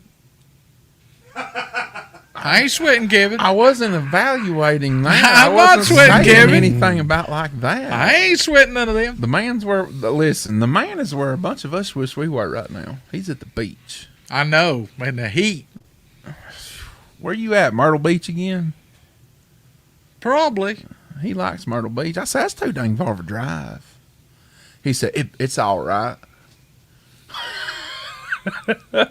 Kevin he's a jam up guy. You know, he's a dang good fisherman too. He But is. I mean, Coming for you. Hey, you put your time in, dude. That's what it takes. And I know you're putting your time in. I know your boat's tore up, but you still putting your time in with other people. And I'm proud of you. You know, you're making it work that way. I don't know about Myrtle Beach. Titusville. Where's Titusville? Florida. Is that where it is? I think so. Florida. I don't know. I ain't got a clue. Me neither. I Ain't never been there before. I ain't gonna tell you what I thought immediately when It's I first on. read it. It's on. Oh Lord. Yeah, I know that's right.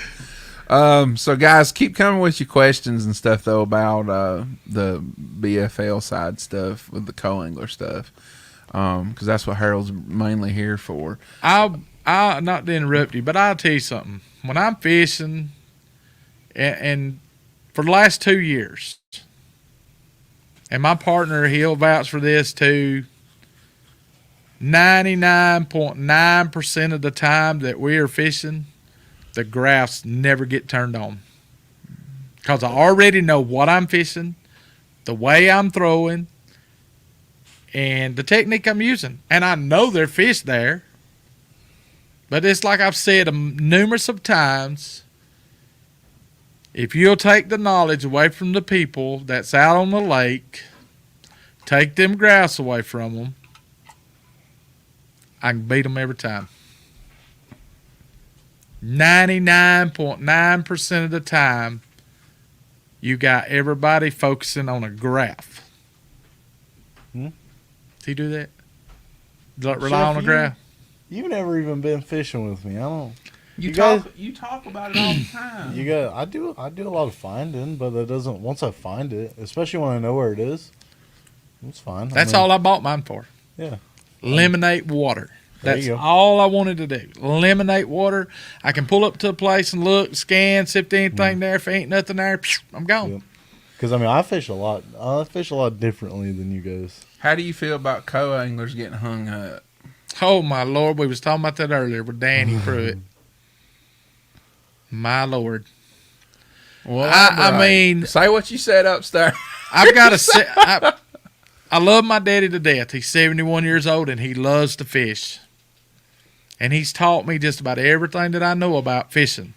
Between him and my mentor that I've fished under for the last 7 or 8 years, they both taught me a lot. But, man, some days I can fish with him, and he'll make me so dang mad. Because with fishing, going down a bank, throwing a crankbait or buzzbait or something like that, and he'll turn around out of the blue and just throw right directly straight behind the boat, way out, and get hung. Turn around, get him unhung, and take off down the bank again, and he'll do it again. I said, Daddy, don't throw that way. Throw this way. Throw towards the front of the boat, so we're going this way. And he'll get so mad at me. I mean, I know he's wanting to fuss at me, but he don't ever say nothing. But far as a co-angler fishing, and I told Danny Pruitt that, we was talking about this earlier. I don't mind going to get the co-angler unhung, going to get his lure. Because I don't want nobody to lose no $50, $250, $300 bait. But if it's a shaky head, I don't mind going to get it once, twice. But if you're going to constantly stay hung, now you're going to start breaking it. It's a lot of time. Yep. I mean, time is money. I mean, you're going to have to spend your time, So, if I've got 15, 17 pound live, I don't mind going to get it. Shoot, let's turn around, let's go get it. But, I'm not going to do it first thing in the morning 100 times, go back and get it. What about when two people have got about 13, 14 pounds on one side of the live well spots, and we got an empty side of the live well, and one of us catches about a 13-pound striper and wants to take it home? Throw it in the rod locker. Ain't we done that before? Ain't we? Me and you done that one time, didn't we? Yeah. He goes, let me take that home. I said, really? And he said, Throw it on the yeah. grill, boy. I said, you did. That's some good eating right threw it in there. the rod locker. If you do it right. Yeah, throw it in the rod We locker. we threw it in the passenger side rod locker. That thing. In there in that rod locker. Shh. We're still trying to catch fish back here. Michael Temple says, how does a normal angler get hooked up with being co-angler in BFL? All you got to do is sign up. That's it. That's all all you it gotta do is is. sign up. You don't have to have you don't have to be sponsored. You don't have to have some kind of accolade. You don't have to qualify for nothing. The BFL, Michael, is for us common people to fish. It's for people that ain't got a boat that wants to fish and want to get into tournament fishing. There you go. And a kid or somebody, I encourage them 100%. Mm-hmm. It is a very good learning experience. My opinion on the co-angler boater situation on these BFLs, me personally, I think a person, in order to fish as a boater, should fish at least 3 years as a co-angler. Because, dude, I've drawed some boaters that's first year, I ain't got a clue, dude. And I'm telling you, I've been with some sure enough drivers that swear up and down they're going to kill you before you get back to the boat ramp. Mm-hmm. And, I mean, it's just like last year, I drawed a guy out of a 15-foot Ranger at 11 o'clock, and I'm talking about the wind was blowing 15, 17 mile an hour. He says, we're going to the dam. I said, in this boat? He said, yeah, in this boat. I said, oh, boy. I said, get my rain suit. I said, I'm getting wet. And, dude, I got drowned. I remember you calling me that night. I said, had a what? 150, a new You model went in Ranger. what? A new model Ranger with a 115 on it, and we went to the dam at 11 o'clock. I'm talking about a Saturday, and it pretty sunshiny, boats, big boats out everywhere, and he never let off the throttle, dude. 50 mile an hour the whole way. Not 50, 37. I was trying to give him a little bit of credit with the 115. Well, I told him, I said, look, dude, when we get down here, I said, I ain't even fishing. He said, what are you talking about? I said, you think I'm going to stand my big old butt up on that back deck and these waves the way they're doing right here out in the middle of the lake? Yeah, in a pole seat. No. Oh Lord. No pole I seat. gotta have me something to lean on. I told him, I said, dude, if I get back here, I'm going to have to sit on the boat motor. I said, hold on. That's about the way I do. Some of these boaters ain't got a clue, dude. They're dangerous. There's a dang good question right there, Spot Hunter 13. How many times has the boaters went to your fish?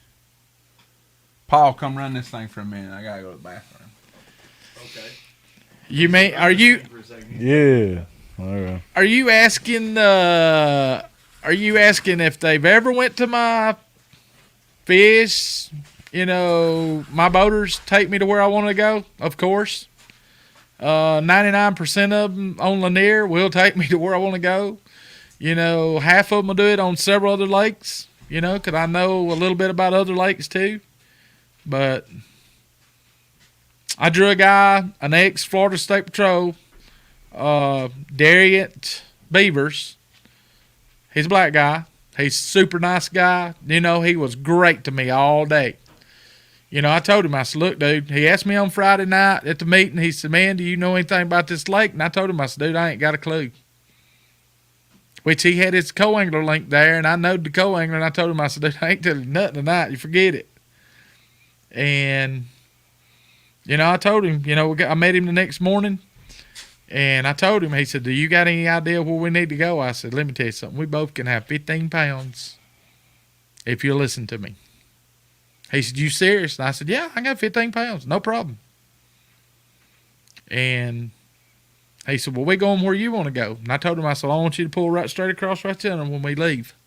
Straight across from the boat ramp there. And I told him, I said, we're going to take a crankbait. And I'm going to throw it down through there. And we're going to fish one other bank with a crankbait. And see if we can get bit. The ticket was to let everybody get on down the lake and get away where they don't know where I'm going. And I turned around and I went right back up the river. I went up Chattahoochee River, went above Clark's Bridge. First pocket, he hangs one about 7.5, 8 pounds. It pulls him up under a log jam and breaks him off. I told him, I said, dude, that was a monster right there. I said, I knew they was here. I just couldn't get them to bite the other day. And I think, be honest, I think they was, you know, fixing to go on bed. And so we pulled up to the next pocket and we caught 6 out of the one pocket. And I told him, I said, dude, at 9:30 we got to be somewhere. He said, why? I said, dude, I know where they're schooling. So we run down there, pull in the pocket. I catch a 502 spot. Right off the rip, first cast. He said, well, do we need to keep throwing at them? I said, nope, might as well move because they ain't going to bite again. I said, I don't know what it is about these fish. I said, when you catch one, they put some kind of scent off, and it just tells the other fish not to bite. And, dude, we throwed 20, 30 more times, could not get a bite. Turned around, we went across the lake, and I caught a 437 largemouth, and went on down, and I skipped under another dock and caught another about 4 pounds. And he said, dang, boy, you got a pretty good limit. Well, the boat quits. Loses all power. No bilge pump, no aerators, no motor, nothing. I get back there and take the cowl off. Checking all the fuses, making sure, you know, there wasn't something wrong with the motor. So I checked all the fuses and put it all back, you know, everything back on. I said, fuse is fine. And I told him, I said, you got a set of jumper cables? He said, yeah. So I hooked it over to the batteries on the other side, trolling motor battery, one of them. And everything started working. He fired the boat motor up, and he said, do I need to unhook the jumper cables? I said, nope, leave them hooked up all day. I said, that battery's no good. I said, it's dead. And he said, that's pretty good. He said, I got my personal guide, my own boat mechanic, and everything with me. And I think he wound out. He got a check, too. I think he had 14-something. And I won. I had 15, I think it's 1509. That's what I had. I won the tournament. Plus, I got big fish. So There you go. And that was on Lanier. So, but I'll never forget it. You know, I talk to him every now and then. I'll call him and ask him if he's going to fish. And he's not fishing many of the BFLs. He lives down in Florida. So Wow. he said, it's just too far for me to drive up here to fish all the time. So I understand that. I see some good questions. Yep. Yeah, I see a few more. I see a few more good questions. Let's hit that one right there. Yeah, I had to go take a pee break. Let's do this right here.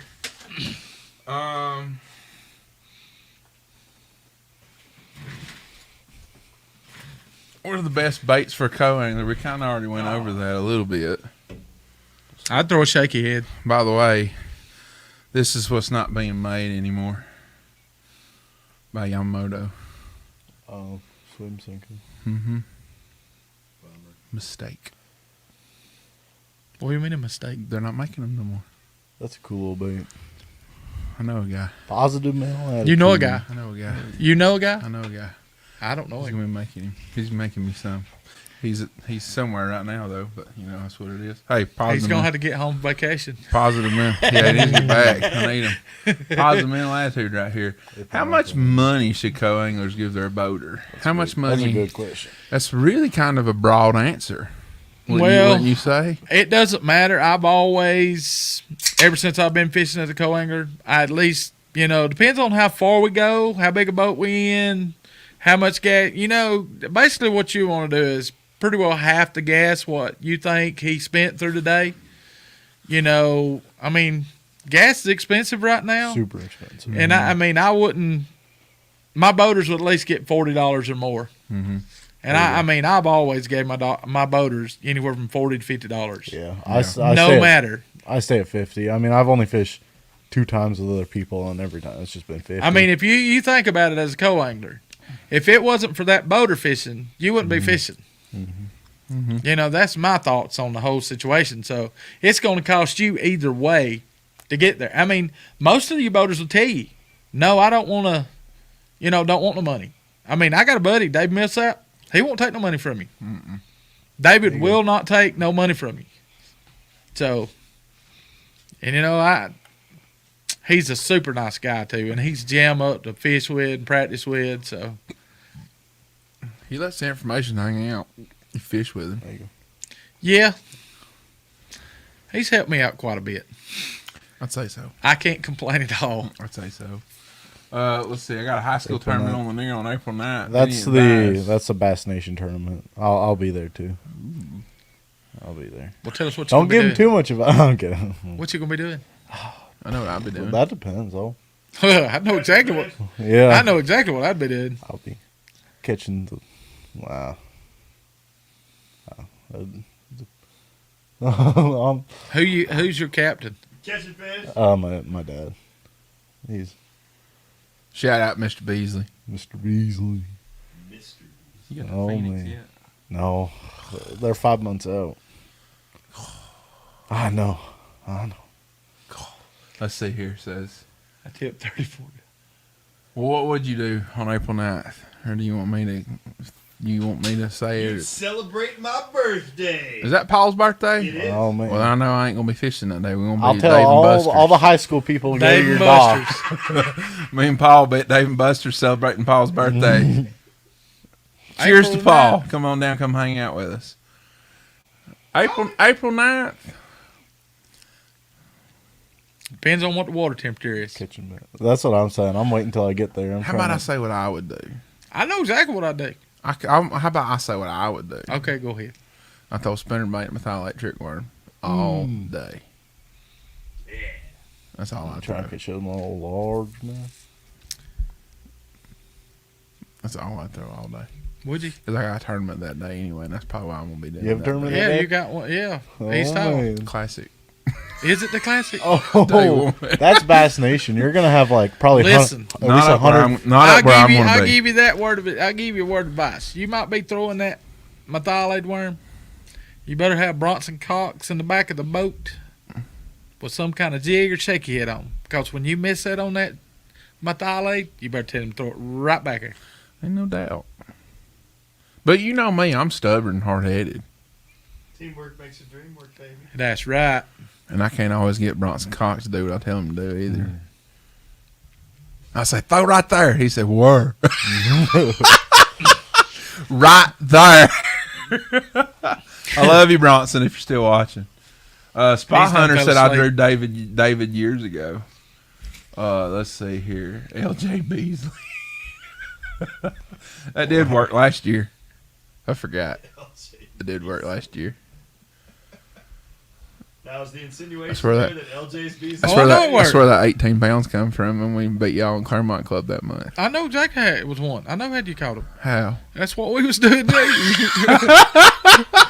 what we done all day long. We didn't do nothing. But see, I else. didn't throw a methylate. That's all we threw.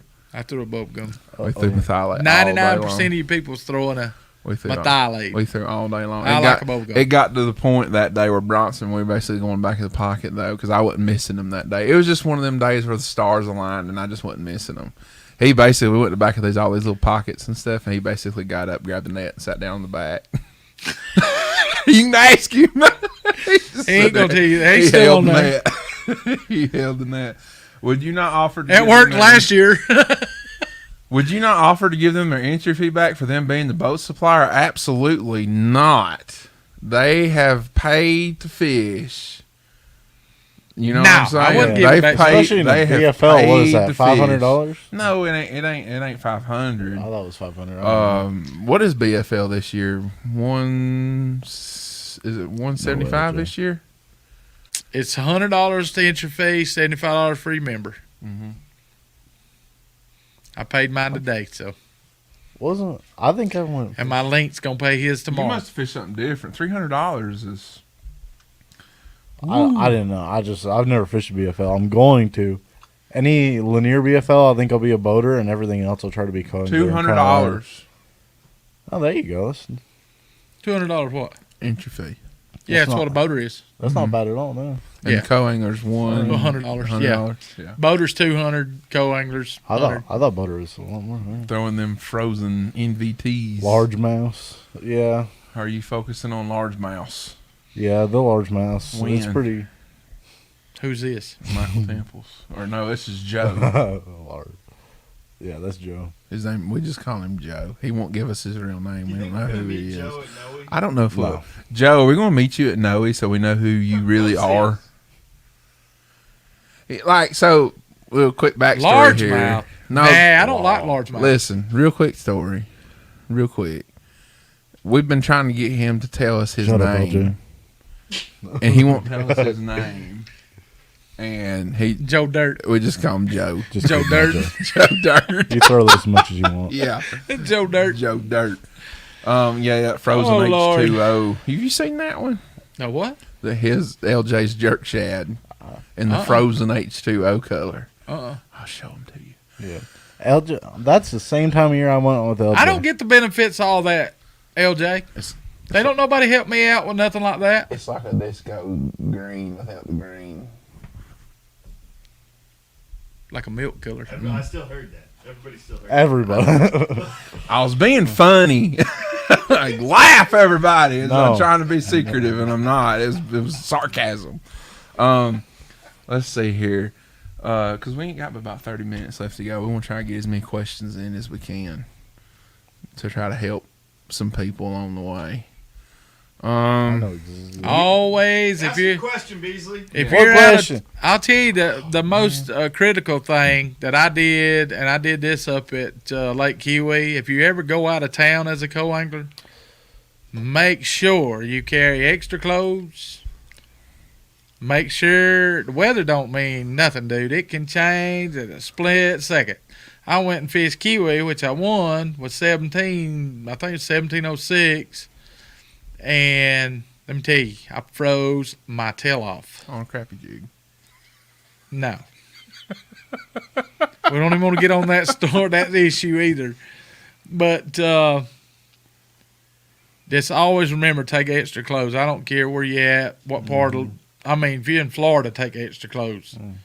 You know, your rain suit, you know, and I will give a shout out to, James that brought me my rain suit down in Florida. I run off and left it, and he was coming down, and he met my girlfriend, and she gave it to him. So, I appreciated him doing that, but dude, Kiwi was a tough tournament, but I had my limit by 11:30. I told Trent Palmer, I said, dude, I'm ready to go.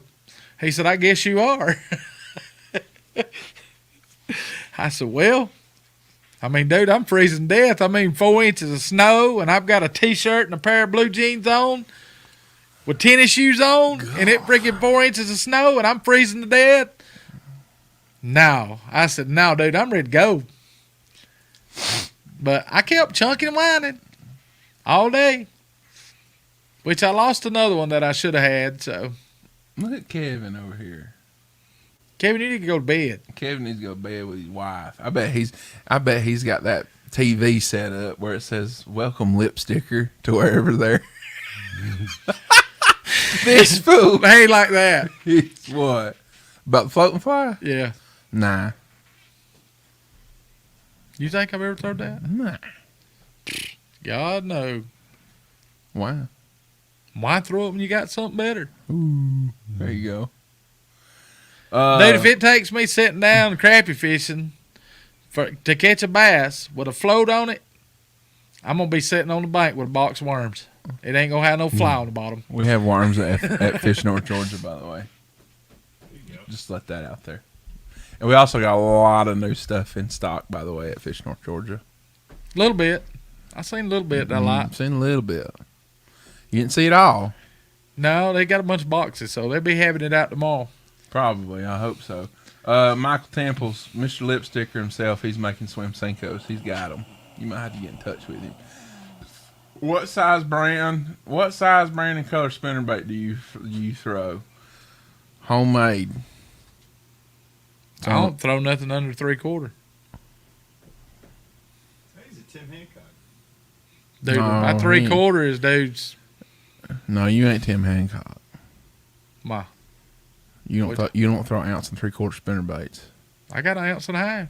Ounce and 3/4 Mm-mm. with blades on them about this big. That make the Awesome. spinnerbait about 2.5 ounces. Mine ain't got no Colorado blades on them at all. Oh, Tim Hancock, Mine's got a willow leaf about that long on it, though.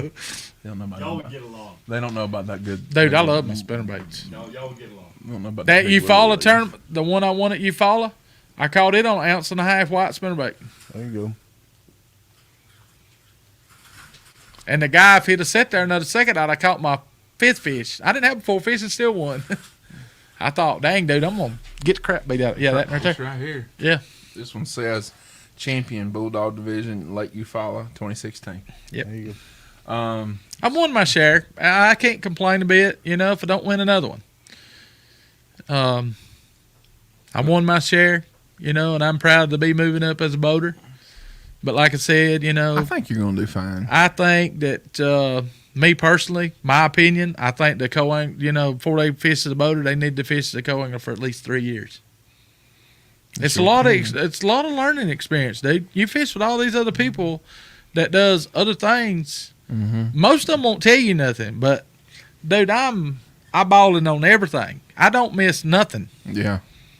There's nothing that you can do in front of that boat that you can hide from me. If And I see you with it, dude, I can figure out how to operate it. And a lot of I guess you probably openly say a lot of your success has been able to see what other people do on these other lakes and then adapt it and use it the way that you see fit on your personal The way level. I use it. Yeah.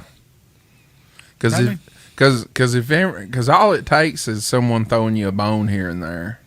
Dude, I've seen a lot of people on this lake go to South End, throw top water during top water season, and not catch nothing. And I thought, really? How can you throw that all day knowing you ain't getting bit on it? Well, they bit here yesterday. Well, that don't mean nothing. Mm-hmm. A spot will be here one day and 20 miles the next day. Yep. I mean, you can't pinpoint them exactly the same spots every day. Yep. Yeah, and of course you got brush piles and stuff like that on the south end of the lake. You might catch 1 or 2 out of it. I got But you ain't Michael. going to sit there and just hound on them most of the time because 99% of the time when you catch one, it pulls the whole school out of that brush pile. Yep. And then you got to wait till 20, 30 minutes till they regroup back in that brush pile. Most people don't even understand that. Mhm. I've seen it. I don't think it's that they don't understand that. I just don't think they realize that that's what happens. You get the panoptics, you'll understand that. The concept of that panoptics. Yeah, especially when you see 20 of them all of a sudden come and all it takes is one of them to get it. Me personally, I think that's a disadvantage to fishing, and I think it's making the fishing bad because it's making people get out here to play a video game to watch how the fish are. I understand you still got to catch them, but the graph is showing you. Mm-hmm. That's not making you a better fisherman to me. I think it's disadvantage to the fish. I mean, it's just like deer hunting. You throw out a bag of corn, what's that deer going to do? It's going to come to that dang corn. And what you got to do? Just put the crosshair on and shoot and you're done. I mean, that's not hunting to me. It's just like fishing. You know, you take that thing and you scan across. Hey, there's one right there. Just throw over there. Hey, there's one over here. Throw right over there. I can do it, dude. I got a Panoptix on my boat, and I can do it. Like I told my dad, I don't want it on there, but if I'm going to play the game, I'm going to equal the field out. You have to. And they ain't nobody put my graph on. I did it myself. I put everything on there myself. They ain't nobody taught me how to set it up. I didn't YouTube nothing. I just got on, time on the water, playing with the graph, reading throughout the book, and learn how to do it. You know, if you ain't going to learn your equipment, I mean, there's no need putting it on there. You see that down there?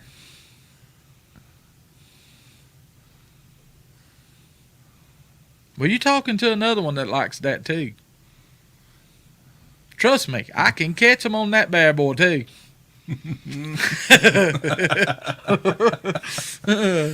Is that not the most overlooked bait in the world? It is. It really is. Mm-hmm. It really is. People laugh if you tell them you throw it. Hey, it's one make quite a bit of money. What's it do? Oh, it's a money maker. It catches fish. It really does. You're only left behind if you're trying to tournament fish. That's Buddha. That's words of Buddha right there. That's in the Buddha temple. That's in the Buddha temple. It's not wrong, really. It's not wrong, but I mean, you can get away without it. You can. Dude, I ain't got to have that thing catch fish. Period. That's what I'm saying. I've had it. Yeah, I mean, That's exactly what he's saying. Yeah. But you know, it's me. I wish they would somebody make a tournament with no graphs, no knowledge. We've talked about nothing. that. We've talked about doing that. We've talked about having a tournament. We've talked about having a tournament where we have everybody sign up that wants to do it, that's serious about doing it. And you got to come by here. You got to meet here somewhere, or IGA or somewhere down here. A lake that and you got to know. show up, and we draw a lake out of the hat, and we head to it. That's it. Hey, it's just like you got what no they knowledge. do on that major league fishing. Exactly. You got no knowledge. You got no prior practice. There you go. Or anything, and you can't use your graphs. You can't use no electronics. You gotta go back your boat in the water and crank up and go wherever you're going, or do like I've done many a time in my situations before, and I know you've done it too. Back boat in the water, put trolling motor in the water, start fishing. Quite a few times. So I like that. I would love to be in a tournament like that, especially on Lanier. I totally That'd be a disagree. cool thing. It kind of defeats the purpose, Beasley. Yeah, because you're on Lanier. That's it. You already know about that. Yeah, true. they don't I even- mean, I can fish offshore the whole day and not even turn a graph I mean, on. you already know about the lake. Yeah, just going somewhere complete. I like A lake that too. you've never been to. I love new lakes. I love new lakes. That's my favorite thing. I'd rather do that than anything. It would be fun. It would be fun. That'd be cool. Make one But like a major lake? league. Now, But what lake would we go to? I know a lake we could go to. I do too. what about Where? Seed, I was thinking close. I was thinking Rayburn. Rayburn or Seed. That's cool. I've never been there. I've been to Seed Boy, one time, you get and some- I ain't got a clue. Boy, you get a couple people up to Rayburn or Seed, they'd be like, God, what's this? I'm 20 foot of water. There's rocks down there. Is it not, Paul? Paul's been there, I think. I've never been when it's up. You never been when it's up? Yeah. Oh, Lord. Oh, That's Lord. cool. We went to Seed one time. Quick little story. We went to Seed one time, and you could see bedfish in about 20 feet of water. Mendara went up there did that. It was like, oh my Lord. It's like, no wonder they bed down here because they ain't got nowhere else to hide. You could see the fish on the bottom. Yes. Swimming around Yes. the rocks and the brush piles. Yes. You could back off of them, take top water and throw. I'm talking about 30, 40 foot of water. Back off of them, take top water and throw across them, and that thing go. Yeah. There you I go. like, wow. Act like they ain't never seen nothing before too up there. They I don't ain't. think they get that much fishing pressure up They there on don't. that lake. They don't. That's all. They get the occasional kayak fisherman and the occasional john boat electric angler. Well, heck, time you open the boat motor up, you hit the other end of the lake. Well, that's true too. By the time you get her trimmed all the way up, so. Let's see. LJ said I totally disagree with the sonar and catching fish. The Mega Live in the down position is killer while using 2D alongside. But see, that's LJ's strength. Mm-hmm. He's in that group of the fishermen, and I'm not That plays a saying, video game all the well, time. and I'm not saying there's nothing wrong with that because there There's ain't nothing nothing. wrong with that. But There's see, not. that's his strength, and that's what LJ that's what he's good at, and that's what he likes to do. And he's one of the better ones, in my opinion, around here. That's good at using his electronics to to actually catch the fish, and see what the fish are doing to catch the fish. But I've just never had nobody teach me nothing about them. That's why I learned. don't say that catching too without- loud. He'll take you on a trip for a case of Diet Mountain Dew and a biscuit. Hey, I can do that. He says casting sucks though. He don't own a bait caster. He probably got all drop shots. He's got all spinning. I tried to teach him once. It was not good. Y'all are getting too Not serious good. and want to call Corn Pop, who is one bad dude. I don't know who Corn Pop is. You have to elaborate on that. What do you do? Let's see, Butler or Goat Rock? I ain't never heard of neither one of them. Where are they? Where are they at? They sound interesting. That's a good legend. Goat Rock. That's a good name for a lake. Do you know where that is, Paul? I have no idea. You are a traveler of many adventures. I'm Googling it right now, man. That's what I was going to Everybody about say. to I picked Google my phone up. Where is Butler Lake and Goat Rock Lake? Goat Rock. Yeah, we got a tournament up on Goat Rock this weekend.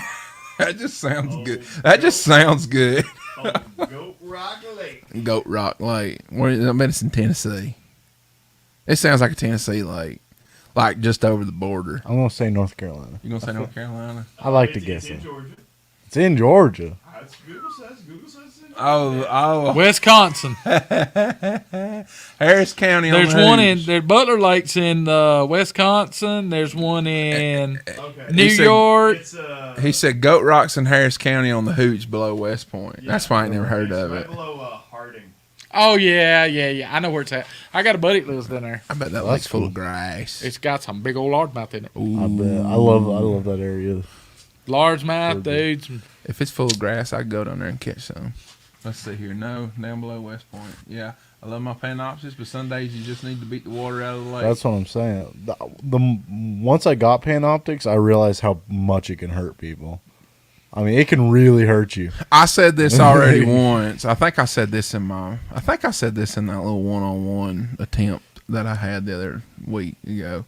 I literally, and I told you about this. I had a guy come in on me in the creek a couple weeks ago, and he come in the creek, laid down off pad, probably about 100 yards down from me, in the mouth of the creek.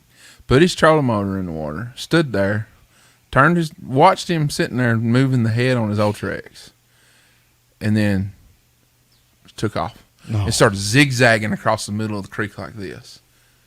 What do you think he was doing? He was never casting. He had a rod in his hand with a bait hanging off of it. He went from the front of the creek all the way to the back and then came back out on pad. I never seen him make a cast. He sat there and chased a school of fish around. Is what he done. No, it didn't. He's scanning for them.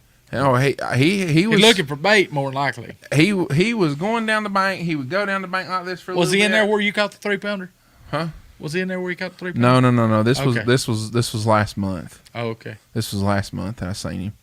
And he sat there and watched me and Bronson catch a limit.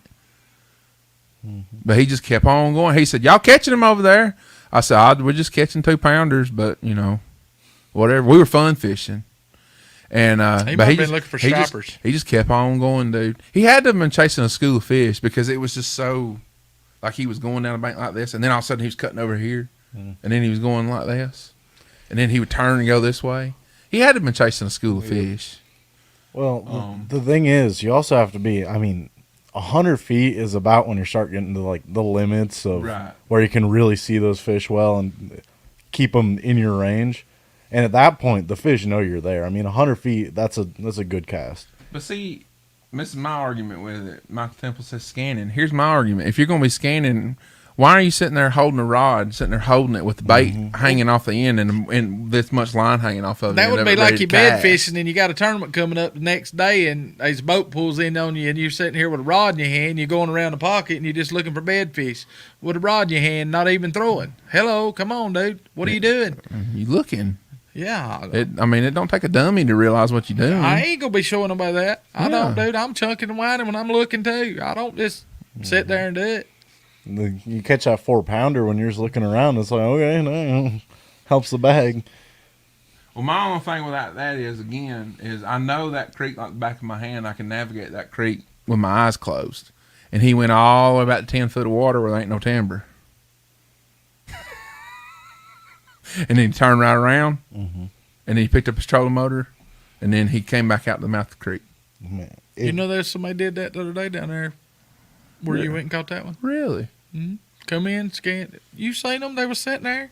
And that skeeter? Yeah. They scanned that whole pocket and then come down there where I was catching them at and throw the trolling motor down and spot locked it. I was like, really, dude? I sat in there and I guarded that pretty hard. I'm though. talking about You seen how long I stayed in there that 50 way. yards from me. And I Yeah. thought, really, dude? And I'm sitting here catching them just about every throw. And that guy said, oh, you figured them out. I Oh, it's said, yeah, a Asian, little bit. man. Yeah. Asian boys. That's right. Asian boys.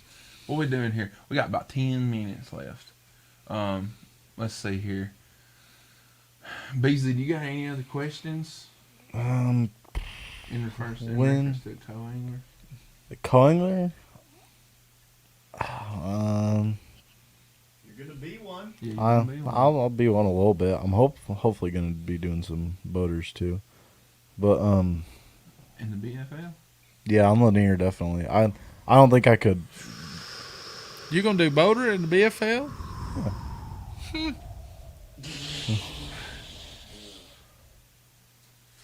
Straight to the dome. Oh Lord. Anyway. Oh damn! Okay. I'll ask. What's something that you found to be like really important to you, just kind of equipment wise, that you wouldn't have expected? I know. I'm just Right. kidding. I know what it is.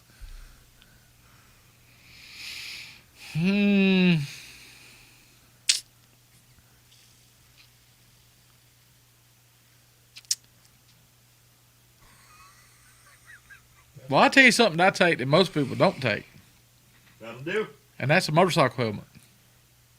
Most people don't take a motorcycle helmet. During the wintertime, I wear my helmet. It saved you. Dude, it saves your face. You don't get blistered. And the boater gets too wild, you can jerk it off and smack him upside the head a couple times and he'll slow down. You know? I draw one in that tour, dude. This guy couldn't even see over the steering wheel. And I'm talking about, we come that turn right there at the country club. I could have kissed the water, dude. I was that close. My face was with the helmet on. And I thought, dude, you're going to turn us over. Why was he there, though? Right? He was Why asking, was he doing driving that? like a freaking NASCAR, dude. At the country club, though? Right there. Making that turn and dude. dude, there's waves every which way. And he come through that turn, dude, and I'm talking about, oh, Lord, here we go. I mean, You should have leaned over there and rubbed your helmet up and you said, there used to be a reef pole, right? no, he got more than that because I pulled the helmet off. I told him, I said, look here, dude, I got a new baby. I want to at least go home this afternoon. I said, my life is more important than this fishing tournament than killing myself out here. What kind of vest you wear? I wear a permanent vest. He always has his vest on. Yes, I always have mine Foam or on. inflatable? I got an inflatable one. I use sometimes, and then most of the time I'll use one that's, solid. See, in the BFLs, you have to, anytime the big motor's on, you have to have your life jacket on. That's why I bought the inflatable one. And it's easier as that's a bit of advice. So we'll shout that out there. Yeah, to the co-angler. that, Get an inflatable one and wear it all day because when the boater's ready to get down and throw his on, he's ready to go. He ain't gonna sit there and wait on you. You better be sitting down because, Yeah. when they say they're going, they going. They're going. They're going. You either going to sit down or they going to lay you down. Your choice. And I wouldn't put it past any particular boater if you didn't wear your life jacket and you had 15, 16 pounds and they only had 12 for them to say, Hey, well, he didn't wear his life jacket. I don't even want to talk about that. That's cool. I tried. Oh, I wouldn't put it past some people. I tried to disqualify one in the in the All-American because of that. He didn't have his life jacket buckled up, zipped up. And they wouldn't let me do it. Hey, fair is fair, dude. Fair is fair. I mean, if you ain't wearing your life jacket, that's a disqualifying rule right there. That's like in our. And they would not let me do it because he was in third place. That's like in our Claremont club. We can disqualify people for that if we catch Yes, them. sir. And ask Phil Satterfield if I won't disqualify him. Mm-hmm. Because I caught him coming out of 2 Mile Creek with no life jacket on. He admitted it. You know, he said, I wouldn't have running from the back to the bridge. And I said, dude, no matter. That boat's on plane. You're supposed to have that safety gear on all the time. And I've seen boaters not even hook their kill switch up. You know, me, when I get in, whether I'm in a tournament, whether I'm just fishing, first thing I do, Yep. kill switch. Because you never know Yep. whether the hydraulic hose is going to break, another boat's going to come out of nowhere and hit you. Shear an ear off the prop. Shear the ear off, throw you to the right, throw you out of the boat. At least when you fall out of that boat, it disconnects it and kills that engine. You ain't getting run over. All you got to do is get on YouTube and Google boater gets thrown from. Oh, yeah, I seen that. There's one down on Seminole. Mhm. Boy runs across a flat down there that's got stumps all over it. Has no idea where he was. Had it been out of towner, and all you see is that boat like this right here. It goes, and then it goes, and sits there and does donuts. Because and back here, 99%. he's back here floating in the water, and that boat is just sitting there hammered down. Round and round and circle. Round and round and round. 99% And let me tell you something, a of boat ain't going to stop until it runs out of gas or if it runs up the bank. Right? There's only two, because that's the only two things that's going to happen. But 99% of your boats will turn to your right Mm-hmm. and sit there and go round and round in circles Mm-hmm. because that's the way the force of the prop is turning. Right. And they'll turn that steering wheel all the way over. But you know, hydraulic steering won't do it. It's true.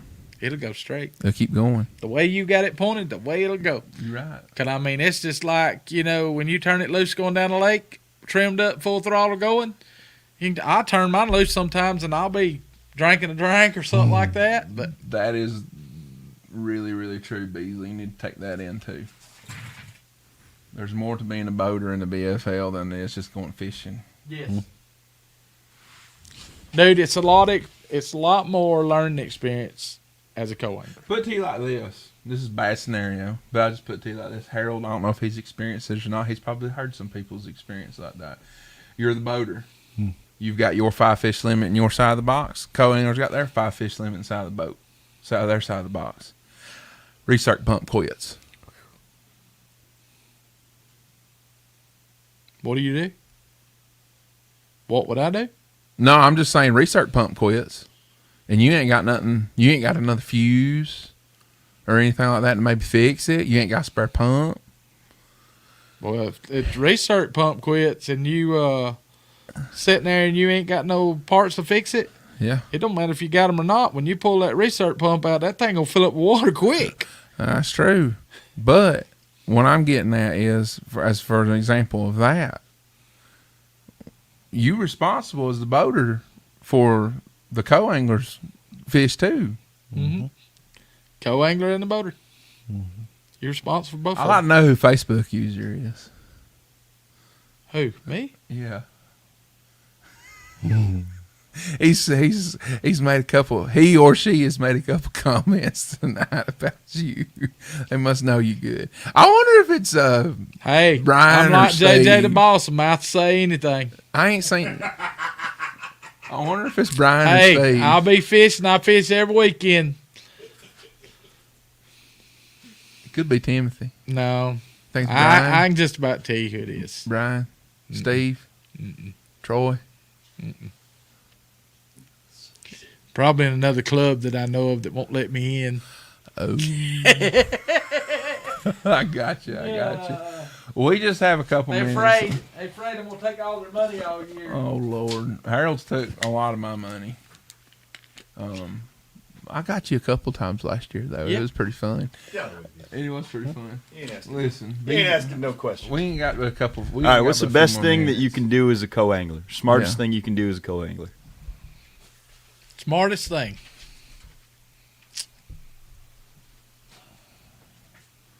This is a long thought. Dude, there's a lot of things you need to do as a co-angler. Me, personally, first thing I do is ask my boater, where we going?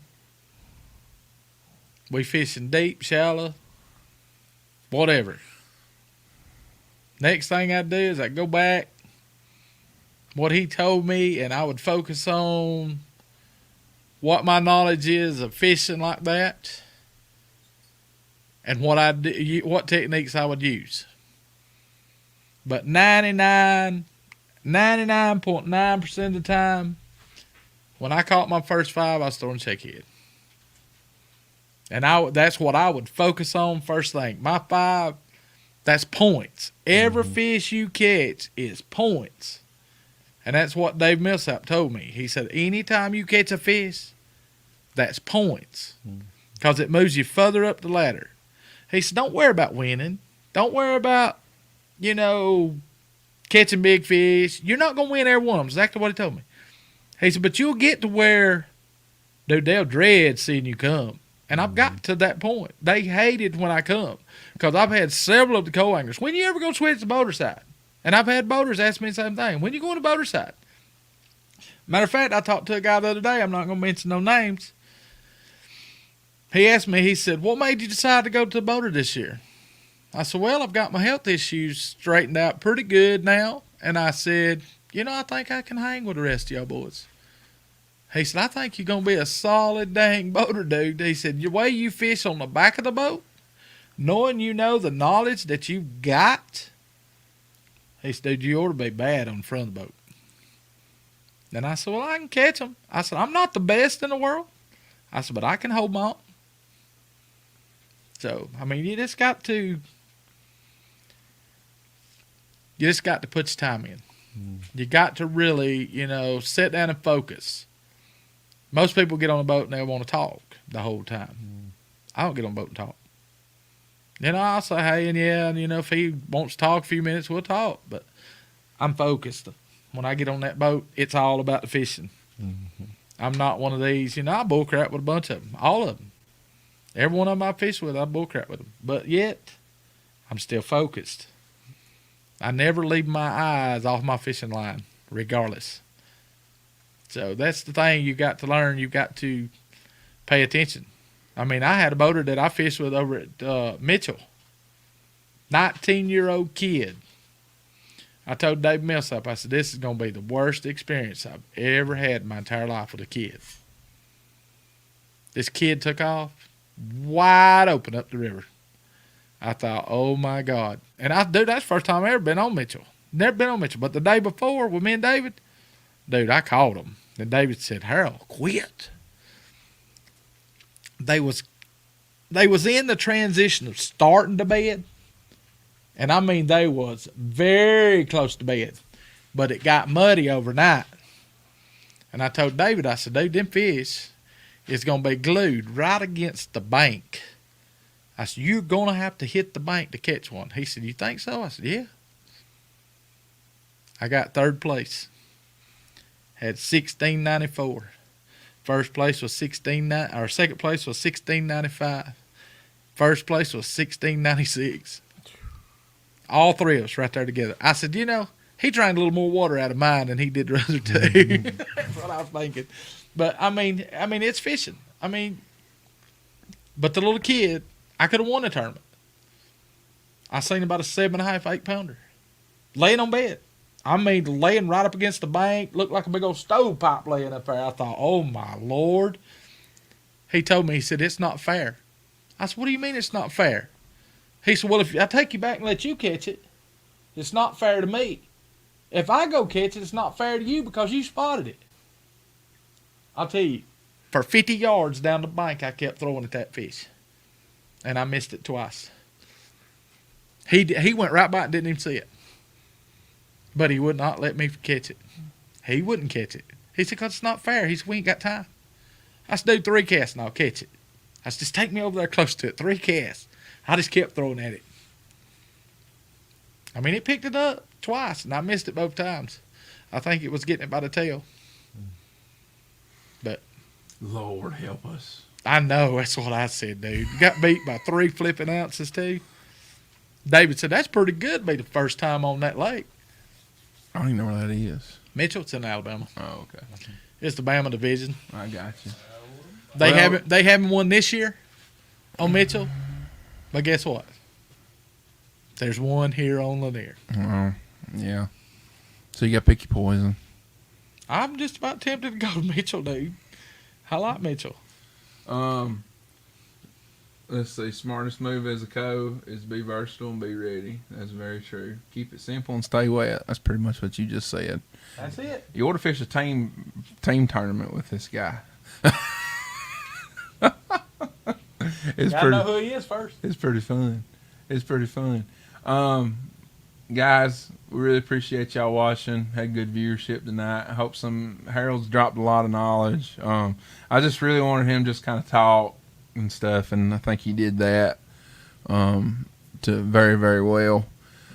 Good luck this year. Hopefully we can have you back on sometime with a new piece of hardware. Cody Watts. Oh, it's Cody Watts. Oh, okay. Yeah, I know Cody. Yeah. So, with that being said, though, we appreciate you coming. We really do. Well, I appreciate you having me. And it's been fun. And like I said, I know you dropped some good knowledge. If anybody's got any kind of questions or anything or wants to talk to him, you can hit Harold up on Facebook. Just add him on Facebook. Harold Grizzle. You can't miss him. He's standing there with his good ugly mug there, holding up a big old fish, standing here right up here beside his face in a Bass Pro Shops 100-mile-an-hour red suit jacket. And just add him up. And if you got any questions, he'll reach out to you. He for sure will. He'll answer your questions. David Hightower says, good show with Harold. Do you know David? Appreciate it, David. We appreciate you watching, David. Appreciate it a lot. Getting our fantasy game. Kurt Wehunt's running the fantasy game. How do you stand fishing with Mikey O'Neill?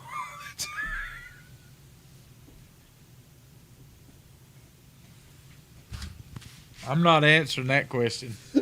I plead the fifth on that one. Poor Mikey. I'm going to text you. That's Cody, I think. I think it is too. Guys, listen, we appreciate it. We're going to let Harold get home. He's got a long ride back to the other side of Rabbit Town, Gillsville. So, with that being said, thank you very much for coming. Really enjoyed it. I enjoyed it. Good. I'm glad. Hope a lot of people got something out of it. And tune in next week. We got one more next week before we go to Noe the week after next. We will have the show live at Noe that weekend too. So I don't think we'll have one on Thursday. So come see us again. We're going to continue to drill that into y'all's guys' mind to come see us at Noe again. We have fun at Jimbo's. We hope to have even more fun. I don't know. That's about it, guys. I really don't. I mean, I think we crossed a lot of T's and dotted a lot of I's this evening, I hope. So, y'all, we appreciate you watching again. Come out, come back, come see us and watch us again next week. Don't know what the plan is next week. Have no idea yet. We got to get us a crappie episode in. Sure. Sometime. Yeah. Shoot, I like crappie fishing too, dude. Crappie fishing is pretty. In this time of year right now, it's time to be crappie fishing too. If you ain't, Yes, sir, yeah, dude. This is when you catch your slabs. You ain't kidding right now. So pay attention to the Facebook group page. You're welcome, Sabrina. A couple people have been catching some big ones. Sabrina, appreciate you watching. Keep watching us. We talk about all different kinds of things. So. But we do. We talk about all other kinds of things. There's a bunch of stuff we talk about. So maybe you'll learn something. Come get your playing card from me at the Noe Expo, guys. We'll see you. Appreciate you watching again, and we'll talk to y'all on the next one.